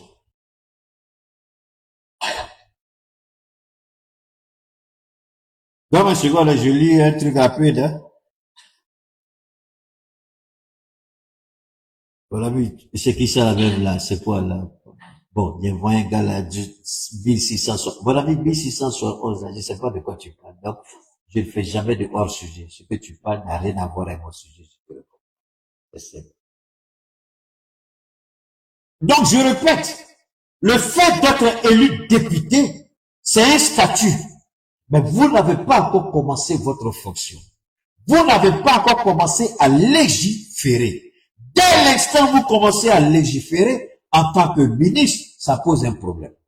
Mais être élu, c'est ce que vous avez été élu, mais vous n'avez pas légiféré. On a vu des gens, ils ont passé examen, ils ont eu, mais ils sont jamais rentrés dans la classe. Ils n'ont jamais pris un seul coup. Ou bien, voilà, ça c'est cette vieille femme-là qui appelle des analphabètes journalistes sénégalais et des gros gaillards qui vont s'asseoir autour d'elle. C'est comme elle dit quelque chose d'intéressant, alors que c'est des bêtises, c'est des balivernes qu'elle raconte aux Sénégalais. Je comprends pourquoi Macky Sall a été un président piètre à cause de ces personnes comme ça. Le fait, je répète, le fait d'être élu député et étant premier ministre n'est pas condamné par la constitution de l'État du Sénégal. C'est dès l'instant où vous commencez à légiférer, c'est-à-dire à exercer votre fonction de député. Je dis bien, dès l'instant où vous commencez à exercer votre fonction de député en tant que Premier ministre, là, ce n'est pas compatible. Est-ce que Ousmane Sonko n'a jamais fait ça? Dès qu'il a été élu, il a mis à sa place son suppléant qui a commencé à légiférer et non le Ousmane Sonko. Donc, nullement, il a contredit la loi. C'est ce petit passage-là qu'elle a utilisé pour essayer de manipuler les Sénégalais. Et le débat a été houleux parce que les gens n'ont pas compris à comprendre. Les gens n'ont pas commencé autant pour moi à comprendre. Ils n'ont pas fait d'effort. Je répète, le fait de battre campagne n'est pas contraire à l'article 54. Le fait d'être élu député n'est pas contraire à l'article 54. C'est dès l'instant où Ousmane Sonko allait s'asseoir pour siéger. Là, dès l'instant il rentre à l'Assemblée nationale, il prend part au débat parlementaire. Là, il y a une contradiction avec l'article 54. Là, il aura violé la loi. Je ne sais pas si je me fais comprendre.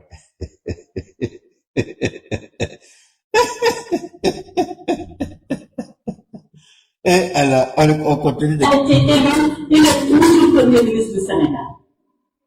Donc, le fait qu'il soit élu, cet analphabète du droit dit le fait que Ousmane est élu, c'est contraire. Mais ce n'est pas contraire. Le texte est clair, le texte dit. La qualité de membre du gouvernement,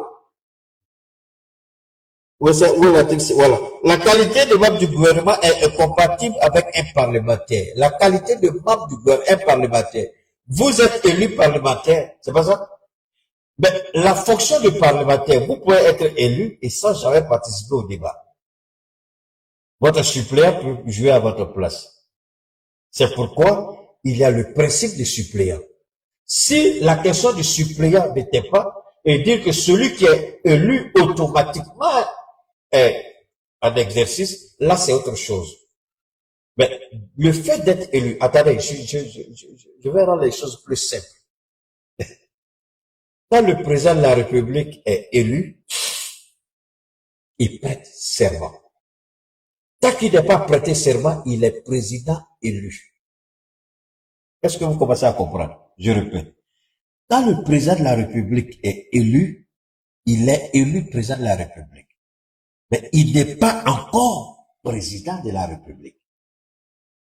C'est quand vous êtes élu président et que vous prêtez serment, c'est là Ouattara, ils ont biaisé la constitution de l'État de Côte d'Ivoire, ils ont violé l'État de Côte d'Ivoire à tous les niveaux, ce criminel sanguinaire, voleur et assassin, avec Sarkozy, les Nations Unies, l'OTAN, ils ont tout détruit en Côte d'Ivoire. Sinon, tant que vous êtes élu et que vous ne prêtez pas serment, vous n'êtes pas président. Mais il n'a jamais prêté serment et il a créé la FRC. Donc, c'est un terroriste Alassane Ouattara. Alors, tant que vous êtes élu et que vous ne prêtez pas serment, vous n'êtes pas encore président. Vous n'êtes que président élu. Pour être président de plein exercice, il faut prêter serment. Vous êtes élu député, vous n'êtes pas encore député. Vous êtes élu député. Pour que vous soyez pleinement député, il y a une autre étape qui vous attend. Et cette vieille femme-là ne le dit pas. Elle veut induire les Sénégalais à l'erreur. Je répète, passez un examen. Moi, je vous donne un exemple. J'ai passé l'entrée en 6e, j'ai passé le BPC, j'ai passé le bac. Mais quand on me dit, bon, d'accord, tu as passé le bac là, qu'est-ce qui prouve que tu as passé le bac? Il faut que je montre mon bac, il faut que je montre mon BPC, il faut que je montre le CEP bourse. Il faut montrer tout ça. Si tu ne montres pas tout ça, qu'est-ce qui prouve que tu as? C'est ta bouche, c'est ta parole. Qu'est-ce qui prouve que tu l'as? Donc, Ousmane Sonko, bien que élu, n'a jamais siégé à l'Assemblée nationale en tant que tel. Si je m'en tiens par son parcours, c'est son suppléant qui a siégé à sa place. Pas un seul jour, il n'a siégé à l'Assemblée nationale, c'est son suppléant qui a siégé à sa place. Et si son suppléant a siégé à sa place, où est l'incompatibilité? Dans la mesure où il est toujours dit que c'est le suppléant qui peut prendre votre place. D'accord? Donc, et je reviens plus loin encore l'article 1. Le député nommé membre du gouvernement ne peut siéger à l'Assemblée nationale.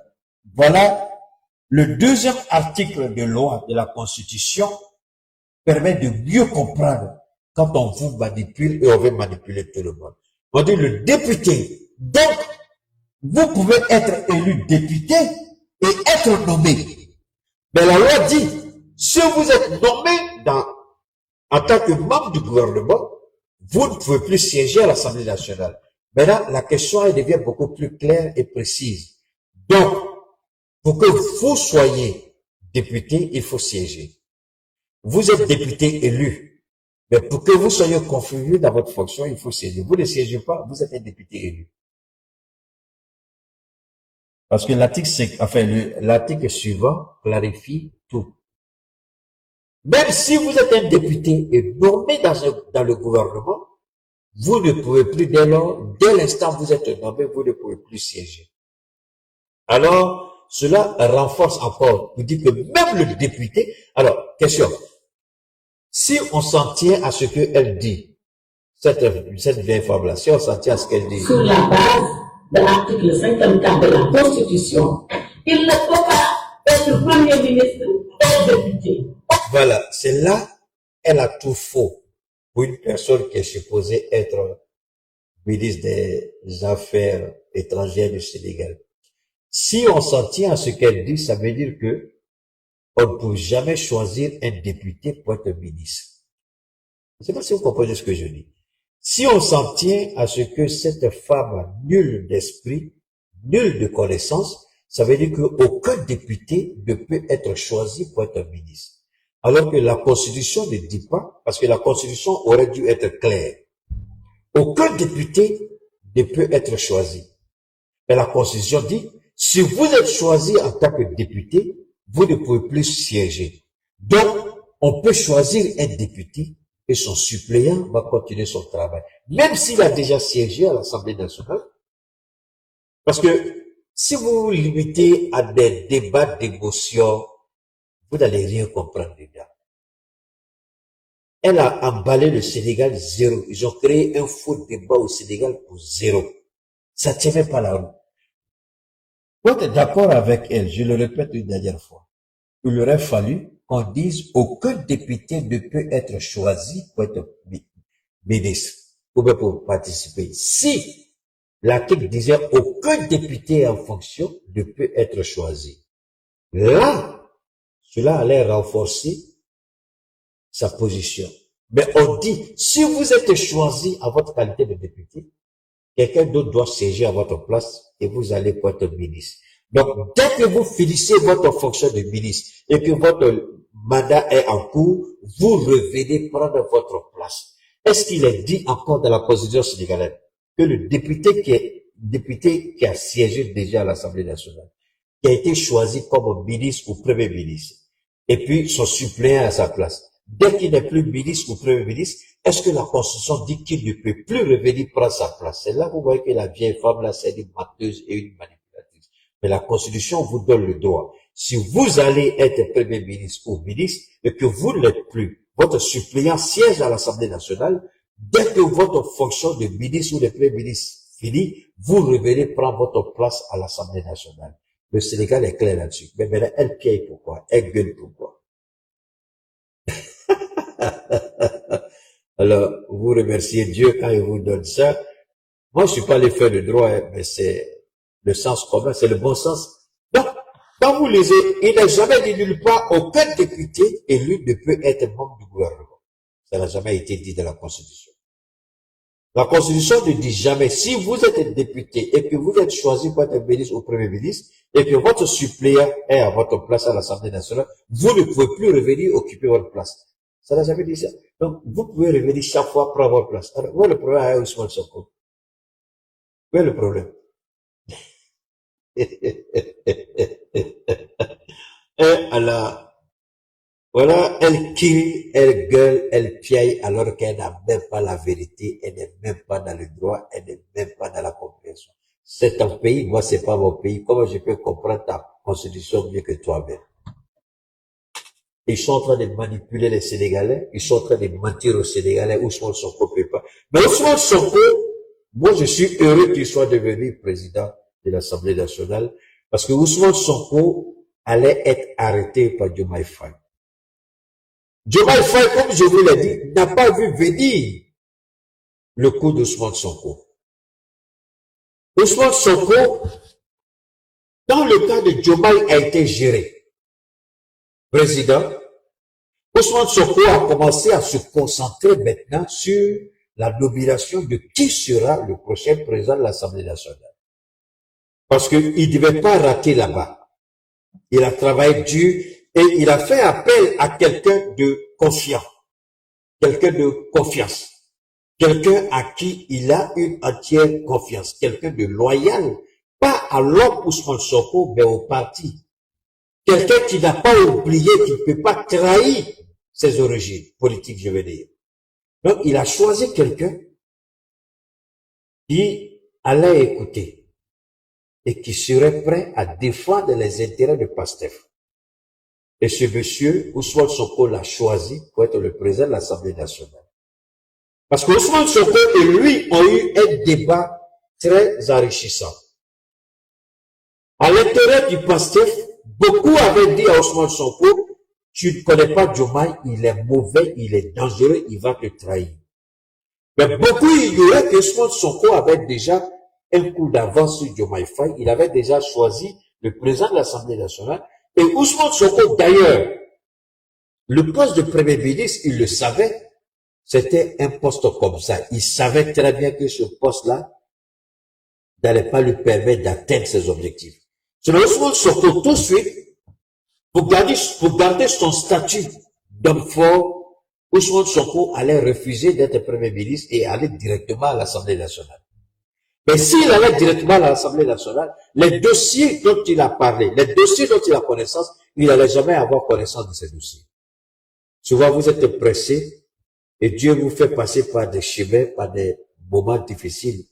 Si Dieu m'aime, pourquoi me fait ça, pourquoi me fait ça? Dieu sait très bien. Et Ousmane Sonko est un exemple patent, un exemple éclatant pour chacun de nous. Ousmane Sonko est passé, il est passé en bas. Il était en bas que vous connaissez, il était en bas. Mais ça permet à Sonko d'avoir une connaissance claire et nette de comment les choses se passaient. À l'Assemblée nationale, avec la séparation du pouvoir, il n'avait aucun moyen de faire ça. S'il en parlait, on allait dire le Premier ministre trahit le président. Donc, il a préféré être Premier ministre pour être au contact de tous les dossiers brûlants et de ce que il a préféré lui-même voir. Quand on a fait les audits, on est venu lui présenter les audits. Il a regardé, il a crié, il a pleuré, il dit c'est pas vrai. Le Sénégal devait être seul. Donc, écoutez très bien. Sonko, à la primature, une dernière fois, avait la possibilité d'avoir tous les dossiers de l'État entre les mains. Et Dieu merci, il est rentré en contact avec tous les dossiers. Il a tout vu. Il a même travaillé sur les orientations en fonction du programme du pasteur. Et Dieu merci une fois de plus, Diomaye a refusé d'écouter Sonko. Donc, Diomaye, t'as dit idiot, il examine pas, il dit élection n'est pas examen, tu es tellement bête, tes réponses c'était donné une valeur que tu n'as pas. Comme tu es idiot, examen n'est pas chose. Donne-moi une seconde là. Elle dit, Dieu, j'ai enlevé cette merde-là de mon direct. Donc, c'est aussi simple que ça. Permettez, s'il vous plaît. Donc, Diomaye, je répète, Diomaye ne pouvait rien, parce que Sonko déjà avait les dossiers entre les mains, il a travaillé sur pratiquement tous les dossiers. Mais, ce que Diomaye ne savait pas, c'est que Ousmane Sonko avait déjà une longueur d'avance. L'homme qu'il a choisi pour être président de l'Assemblée nationale, dès l'instant où il a été démis de ses fonctions à la primature, vous êtes la deuxième personnalité du pays et puis vous décidez de démissionner. Si c'était pas un arrangement qui a été fait au préalable, si c'était pas une entente entre vous et dites-moi, quelle personne va accepter de la deuxième personnalité du pays à devenir comme un citoyen normal et ordinaire? Dites-moi. Il fallait que Sonko choisisse quelqu'un de fiable et de digne. C'était son plan A. Diomaye n'a jamais été le plan A de Ousmane Sonko. Diomaye a toujours été le plan B parce qu'il savait que Diomaye allait le trahir. Et son plan A, c'est celui qui allait lui permettre d'être la deuxième personnalité du pays. Regardez bien, je vous en prie, écoutez très bien ce que je dis. Vous n'êtes pas obligé d'être d'accord avec moi. Avant de m'insulter, au moins, prenez le temps d'écouter ce que je dis. Il arrive à mettre la main sur tous les dossiers de l'État. Il a une connaissance parfaite de la situation économique du pays. Et puis, il retourne au perchoir. Il va s'asseoir et puis regarder le président. Et ce qui devient dangereux, Diomaye commence maintenant à montrer sa haine. Diomaye, comme le fait Alassane Ouattara, Diomaye a recommencé à recruter au sein du PASTEF. Alassane Ouattara a recruté Alain Le Bognan. Tous les hommes de Soro Guillaume, là, il a commencé à les recruter. Vous avez tous vu, il a recruté. Après, ils sont devenus comme un zéro, rien, full. Donc, Diomaye contacte. Écoutez-moi très bien. Donc, Diomaye contacte. Je répète, Diomaye contacte des hommes du PASTEF. Je vais voir si je peux vous faire écouter ça. Diomaye contacte des gens du PASTEF. Je vais voir si je peux vous faire écouter ça. Diomaye contacte des hommes du PASTEF dans le dos du PASTEF. Et c'est ce que Voilà, j'espère qu'on va écouter que ça. le Sénégal traverse une recomposition institutionnelle avec la nomination de nouveau Premier ministre et l'élection d'Ousmane Sonko à la tête de l'Assemblée nationale. Le parti PASTEF a fixé les modalités pour participer au prochain gouvernement. Le PASTEF conditionne cette participation gouvernementale à des engagements programmatiques pris lors de la campagne pour la présidentielle 2024. Le comité exécutif du PASTEF a publié un communiqué dans lequel il confirme que certains de ses cadres ont été contactés par les services de la présidence de la République en vue de prendre part à des consultations pour la formation du futur gouvernement. Alors, Gouvernement qui sera conduit par le nouveau Premier ministre Ami.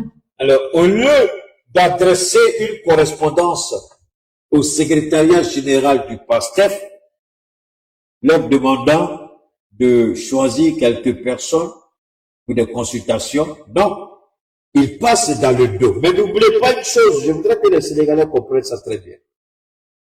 Il y a des gens que Diomaye a fait venir au PASTEF. Ce sont ces personnes-là que Diomaye va contacter. Les personnes que Diomaye a fait venir au PASTEF, ce sont ces personnes que Diomaye va contacter et qu'il est en train de contacter. Et Ousmane Sonko a produit un communiqué. Tout membre du PASTEF va se permettre d'aller à ces consultations. Sans l'aval de la direction du parti, il y a des sanctions disciplinaires qui seront prises à l'endroit de toutes les personnes qui vont aller. Il a été clair. Si Diomaye veut que le PASTEF participe au gouvernement, Diomaye a la possibilité. Vous voyez comment c'est méchant, c'est mesquin, divisé pour régner. Je vous ai dit que ce petit plaisantin de président-là, il n'a pas compris et il ne retient pas les leçons. La politique de Ouattara, c'est ce qu'il est en train d'appliquer au Sénégal.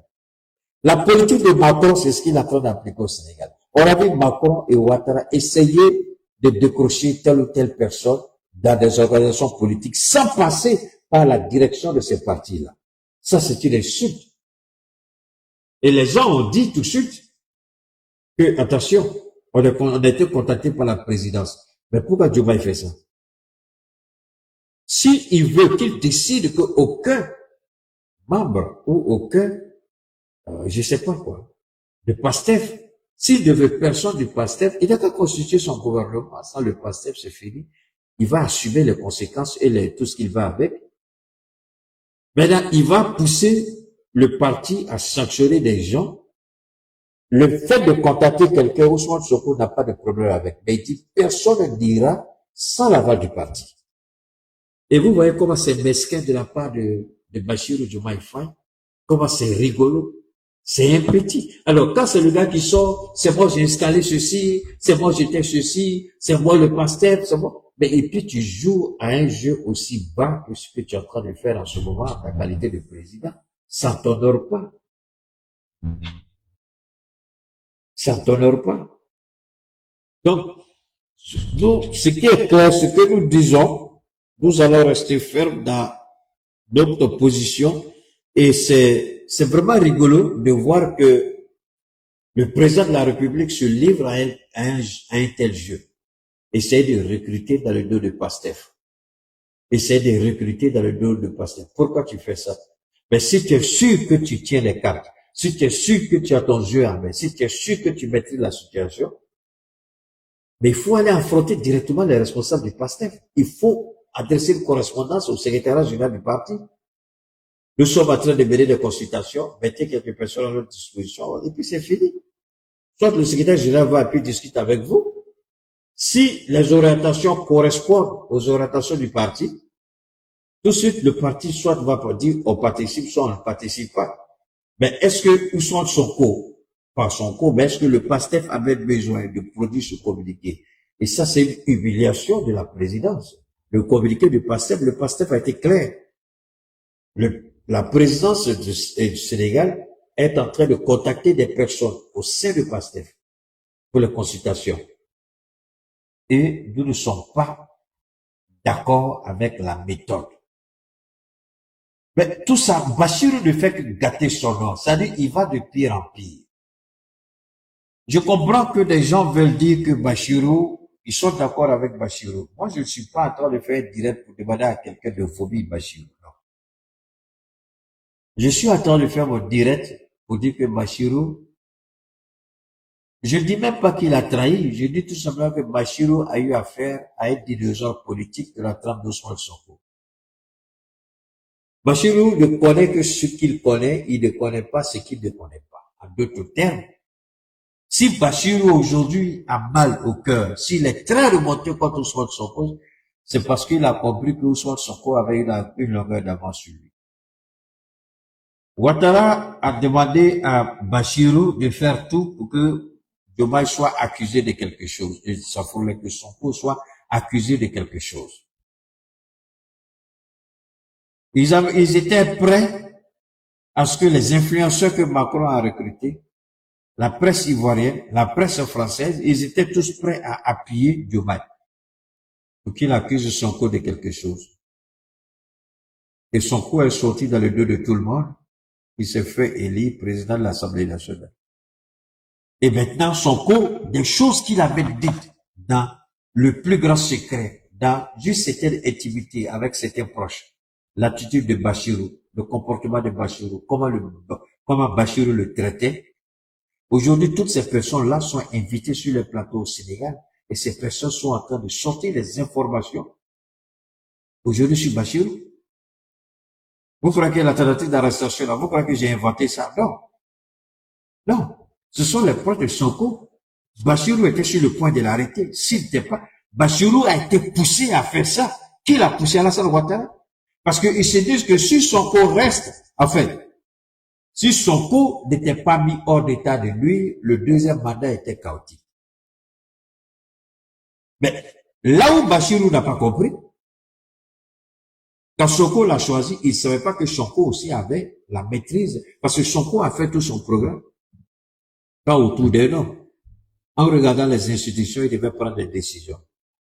Vu que lui, il ne pouvait pas être président de la République, à cause de Macky Sall, il a choisi quelqu'un. Et en même temps, il choisit quelqu'un pour l'Assemblée nationale. Ils ont la majorité. Attends, le Sénégal, c'est 165 ou 164 députés. Et ils ont 134 ou 135 députés. L'opposition n'a que 30 et quelques. Ils ont plus que la majorité. C'est une majorité absolue. Et bien, pour l'élection de Ousmane Sonko, il y a des députés qui n'étaient pas sur place, mais l'opposition a voté pour Ousmane Sonko. Il y a des députés de l'opposition qui ont voté pour lui. Donc Ousmane Sonko, donc merci beaucoup, Ousmane Sonko n'a pas violé la loi. La loi a été respectée. Et il y a quelqu'un qui disait tout à l'heure, avant que je commence, ils disent que à l'Assemblée nationale, ce sont des professionnels qui étaient là-bas. Si l'élection de Sonko allait poser un problème, ils allaient tout de suite attirer l'attention du président pour dire non, c'est pas possible. Donc quand vous regardez tel que je vous ai expliqué, la loi du Sénégal n'interdit pas à un député d'être membre. Mais seulement pendant votre fonction ministérielle, vous ne pouvez pas siéger. C'est-à-dire, c'est ça que la vieille femme là, elle comprend pas, elle essaie de mettre les Sénégalais en conflit. Non. On dit, vous pouvez être député, mais vous ne pouvez pas être député et en même temps siéger au gouvernement. Donc, si vous siégez au gouvernement, vous laissez votre suppléant prendre votre place. Donc, il n'y a rien de mauvais ou de criminel ou de contradictoire à la loi qui a été faite. Rien. C'est l'instant de passer à l'acte et c'est ce que la Constitution regarde. Est-ce que Ousmane Sonko a siégé et en même temps Premier ministre? Ça n'a jamais été le cas. Il a été élu député. Il a été confirmé député. Mais c'est son suppléant qui a siégé pour lui. En tant que parlementaire, lui n'a jamais siégé. C'est quand il a démissionné et qu'il est revenu. Parce que vous avez vu, quand il a démissionné, il fallait d'abord qu'on lui redonne son titre de député avant d'être élu président de l'Assemblée nationale. Mais c'est là que vous comprenez le génie politique de Ousmane Sonko, parce que il a plus travaillé sur l'Assemblée nationale. D'abord, Ousmane Sonko savait que Bachirou allait le trahir. Je l'ai dit la dernière fois, je le répète aujourd'hui. Ousmane Sonko savait très bien que Bachirou allait le trahir. Mais il savait très bien. Mais il voulait, lui, se faire une idée des dossiers. Parce que si tu n'es pas dedans, tu ne peux pas comprendre. Donc, il a fallu d'abord qu'il soit Premier ministre. Il a subi les humiliations, les frustrations. toutes les conneries de Bachirou, c'est pas ça qui l'intéressait. Mais c'est, lui voulait avoir une idée des dossiers. Et ça, personne au monde ne l'a compris si c'est pas Ousmane Sonko et Dieu lui-même. Même pas Macky Sall, même pas l'idiot du président Macron ou Alassane Ouattara. Personne n'a vu venir. Ousmane Sonko voulait d'abord. Il a dit à l'Assemblée nationale, aujourd'hui, mon passage à l'Assemblée m'a permis d'avoir une connaissance directe des dossiers. Et c'est ça qui fait mal à Diomaye. C'est ça qui fait mal à tous ceux qui voulaient le voir finir.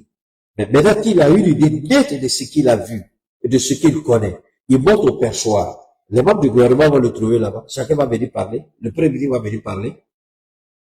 Maintenant, comment vous allez gérer le Sénégal? Comment vous allez payer la dette là? Lui, il est là, il vous attend. Puisqu'il a travaillé sur les dossiers, il connaît les dossiers. Lui-même, il a fait des propositions. Donc, il connaît très bien. Vous allez lui, donc lui vous attend, venez avec les dossiers, lui n'est pas pressé, il vous regarde. Et c'est ça qu'il faut retenir, et c'est ça qui est fondamental, c'est ça qui est important.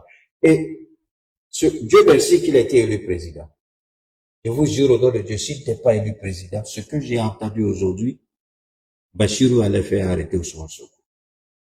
Il allait trouver une excuse, un moyen pour faire arrêter Ousmane Sonko. C'est pas les mensonges qui manquent.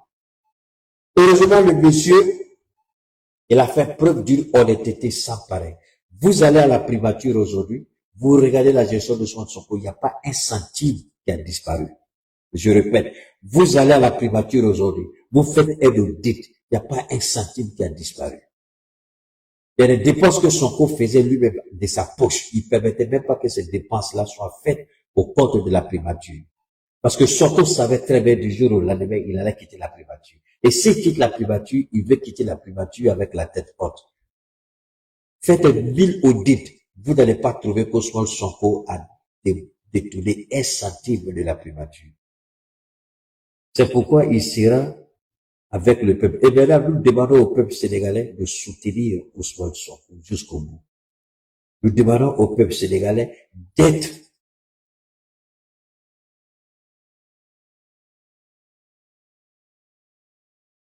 vous savez, Ousmane Sonko, ça je vais être honnête avec vous. La position qu'il a aujourd'hui, c'est la meilleure position qu'il doit avoir pour faire face à la France-Afrique. Parce que pour que la France-Afrique puisse perdurer, faire ce qu'elle a envie de faire, la démocratie sénégalaise, on peut tout dire du Sénégal, mais le Sénégal a un avantage sur beaucoup de pays. La législation sénégalaise, c'est-à-dire le Parlement sénégalais, fonctionne très bien et correctement. Ça, c'est ce qui fait la force de la démocratie sénégalaise, le Parlement.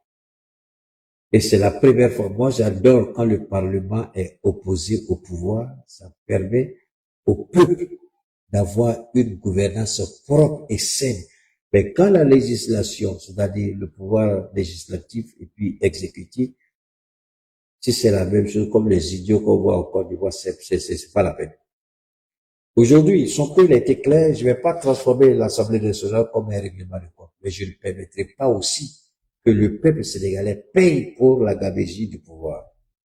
Macky Sall a volé et pillé l'État. Et au lieu de remédier à cela, le président actuel, il refuse qu'on voit clair dans les comptes. Pas les crédits que Macky Sall, pas les crédits, hein. Le véritable problème, c'est 2 points. Entre Ousmane et puis ce monsieur qui est au pouvoir là, c'est 2. Le véritable problème, c'est 2. Comment payer la dette avec le Fonds monétaire intérieur, le FMI, sans passer par ce qu'on appelle ajustement structurel? Ça, c'est le premier point. Le président veut forcément que le Sénégal soit mis sous ajustement structurel. Mais le Sénégal ne pourra pas s'en sortir. On sera obligé, je vous l'ai dit la dernière fois qu'on a parlé ici, je vous l'ai dit, soit ils vont faire une dévaluation, la Côte d'Ivoire et le Sénégal, qui sont les 2 têtes de la locomotive, doivent leur dette c'est énorme, donc il faut dévaluer pour que ces 2 pays-là puissent tenir. Et la France a besoin de ces 2 pays. Alors, pour que ces 2 pays-là tiennent, il va falloir dévaluer le franc CFA. Je le dis aujourd'hui, 2e fois, non. Je prie et je demande à Dieu de faire en sorte que je sois un menteur. Je répète, je prie et je souhaite que je devienne un menteur, que ce que je dis ne se réalise jamais. Selon ce que je vais venir, il y aura la dévaluation du franc CFA à cause du Sénégal et de la Côte d'Ivoire. La Côte d'Ivoire, c'est clair, ses dettes, c'est connu, elle ne peut pas payer sa dette. Elle est obligée de s'endetter pour payer la dette. La Côte d'Ivoire ne peut pas. Elle ne peut pas payer sa dette. Et le Sénégal ne peut pas payer sa dette. Donc, il va falloir que ces deux pays, à cause de ces deux pays-là, les Français vont demander ce qu'on appelle la dévaluation du franc CFA. Et si Sonko a un problème avec le président actuel, c'est deux. Comment payer la dette du Sénégal sans faire la dévaluation, sans faire l'ajustement structurel? Ça, c'est le premier problème. Il a déjà trouvé des solutions. Ils peuvent le faire. Mais la Côte d'Ivoire, ce n'est pas sûr. Parce qu'il y a des voleurs et des incompétents qui sont là-bas. Maintenant, le deuxième point, c'est le fonds souverain que nous appelons. Et eux, ils appellent ça le fonds politique. Des milliards qui sont donnés au président sans contrôle, sans gestion. Ça lui appartient, il fait ce qu'il veut avec. Et Sonko dit, lui, il veut voir clair dedans. Voilà les deux problèmes véritables qui ont opposé ces deux hommes-là. Évidemment, ce n'est pas tout. Il y a beaucoup d'autres choses que Sonko pouvait laisser passer, qu'il a laissé passer. Mais ces deux-là sont pires à ses yeux. Surtout le premier, le paiement de la dette. Et la dette cachée, c'est compliqué. Alors, vous ne pouvez pas dire aux Sénégalais de serrer la ceinture. Pendant ce temps, vous avez 200, 300, 100 milliards cadeaux chaque année. Moralement, c'est ce que Sonko, c'est quand il a parlé de la moralisation de la vie publique, c'est ça. Vous ne pouvez pas demander aux gens de serrer la ceinture. Pendant ce temps, vous vivez dans l'opulence. Et quand il a demandé, comment on appelle ça, la réduction du train de vie de l'État, c'est tout ça. Les budgets colossaux qu'on donne au ministère, il faut arrêter. Il faut vraiment faire ce qu'on a, comme le capitaine le fait au Burkina Faso. Il y a, comment on appelle, il regarde, il y a des budgets, il regarde, juste le strict minimum pour un ministère. Parce que quand il finit comme ça, le budget, le capitaine s'assoit avec chaque ministre. Le strict minimum. Et c'est ce que Sonko a souhaité pour le Sénégal. Le Bachir Diomaye Faye, il refuse. Il veut faire croire que le Sénégal va bien. Mais bon, je dis, le Sénégal pouvait payer sa dette. Je le dis en toute honnêteté. Si le compte, il allait en chier de Sonko. Mais les histoires de 10%, c'est pas avec 10% vous allez payer votre dette. Sonko il a eu de très bons contrats. Lui, il devait finaliser les contrats, le président Diomaye. Pour que les entreprises, mais quand vous l'attendez au niveau de l'Union européenne, ah, les Chinois ont pris le marché. Ah, les Chinois ont pris l'Afrique. Ah, les Chinois. Mais au moins, les Chinois, ils acceptent ce que nous leur proposons. Les 30%, 40%, 50%, 55%. Au moins, ils acceptent ça. Mais vous refusez, vous ne faites que vous voulez 10%, 5%. Bon, aujourd'hui, là, le Sénégal est un gros producteur ou un gros dépositaire de gaz naturel. Le gaz naturel sénégalais peut nourrir aujourd'hui l'Europe. Mais allez-y, regardez, le contrat sera signé encore. C'est ça que Sonko ne veut pas. On peut plus accepter les 10%. Aujourd'hui, le Sénégal, c'est ça. C'est cette marque. Vous vous rappelez, il y a un ministre sénégalais qui a démissionné. Il a dit à Macky Sall, je ne peux pas accepter ça. Un ministre de l'économie et des finances. Il a démissionné et puis dans la rue, il a tenu conférence de presse. Il dit, je ne peux pas accepter ça. Le Sénégal est perdant. Et c'était, je crois, la station Total. Je ne sais pas si c'est Total ou quelle entreprise française là. Il y avait des entreprises qui avaient fait des meilleures offres au Sénégal, qui étaient des offres extraordinaires et qui allaient permettre au Sénégal d'être vachement riche. Mais il y a une bataille de président qui prend son téléphone là, qui appelle Macky Sall, mais qu'est-ce qui se passe chez toi là-bas? On va dire que notre entreprise a perdu. Tout de suite, Macky Sall prend aussi son téléphone et puis il appelle son ministre. Il dit, mais on a déjà fait l'appel d'offres. La France, c'est la pire proposition que nous ayons reçue. Il dit, je m'en fous, il faut leur donner. Voilà ce que Macky Sall a fait. Et c'est la même chose que Diomaye va faire.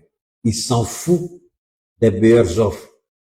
Il veut faire toujours plaisir à la France et donner les richesses du Sénégal à la France. Dieu merci, Aujourd'hui, le Sénégal, la manière dont ces deux hommes-là sont arrivés au pouvoir, à moins qu'ils décident de tuer Sonko, mais je ne sais pas comment ils pourront arriver à faire ce qu'ils veulent. Et c'est ça qui tue Diomaye Faye. Et c'est ça qui fait qu'il est mal à l'aise. Parce que s'il veut agir d'une certaine manière, le Sénégalais voit dire Sonko avait raison. Là, tu es un traître. Donc Sonko le met face à une réalité. Il n'a pas le choix. Pendant qu'il subit la pression d'Abidjan et de Paris, les Sénégalais l'attendent au tournant. Et Dieu merci, Sonko n'est pas un simple député qu'on peut arrêter. C'est le président de l'Assemblée nationale. Et Sonko aura toujours une longueur d'avance sur Diomaye. Pourquoi? Pour la simple raison que Diomaye n'a pas vu venir la montée en puissance de Sonko quelques jours après qu'il soit limogé. Donc, il se dit que Sonko a toujours une longueur d'avance sur lui. Et c'est là qu'il commence à respecter l'homme politique qui est Sonko. Merci infiniment à toutes et à tous. Inch'Allah, on va se retrouver après pour partager encore. Bon, pour les produits, hein, j'attends d'abord, il y a plein de commandes que je vais d'abord évacuer et puis on va revenir ensuite pour, j'ai pas envie de superposer les commandes. On va revenir. Mais au niveau d'Abidjan, ceux qui ont déjà reçu leur colis, je vous en prie, envoyez-moi les photos recto verso de chaque produit. La posologie n'accompagne jamais mes produits pour éviter que mes produits ne soient détournés en cours de route. D'accord? Donc, vous m'envoyez les images recto verso de chaque produit et puis je vous envoie la posologie. Donc, on garde le contact, Inch'Allah, peut-être demain ou après-demain, quand on va sortir, on va revenir le temps que je puisse répondre à ceux qui m'ont déjà contacté. Parce que souvent, quand c'est beaucoup trop, les gens s'énervent. Donc, il faut que j'arrive à répondre. D'accord? Merci infiniment. Merci à vous, à toutes. Merci infiniment.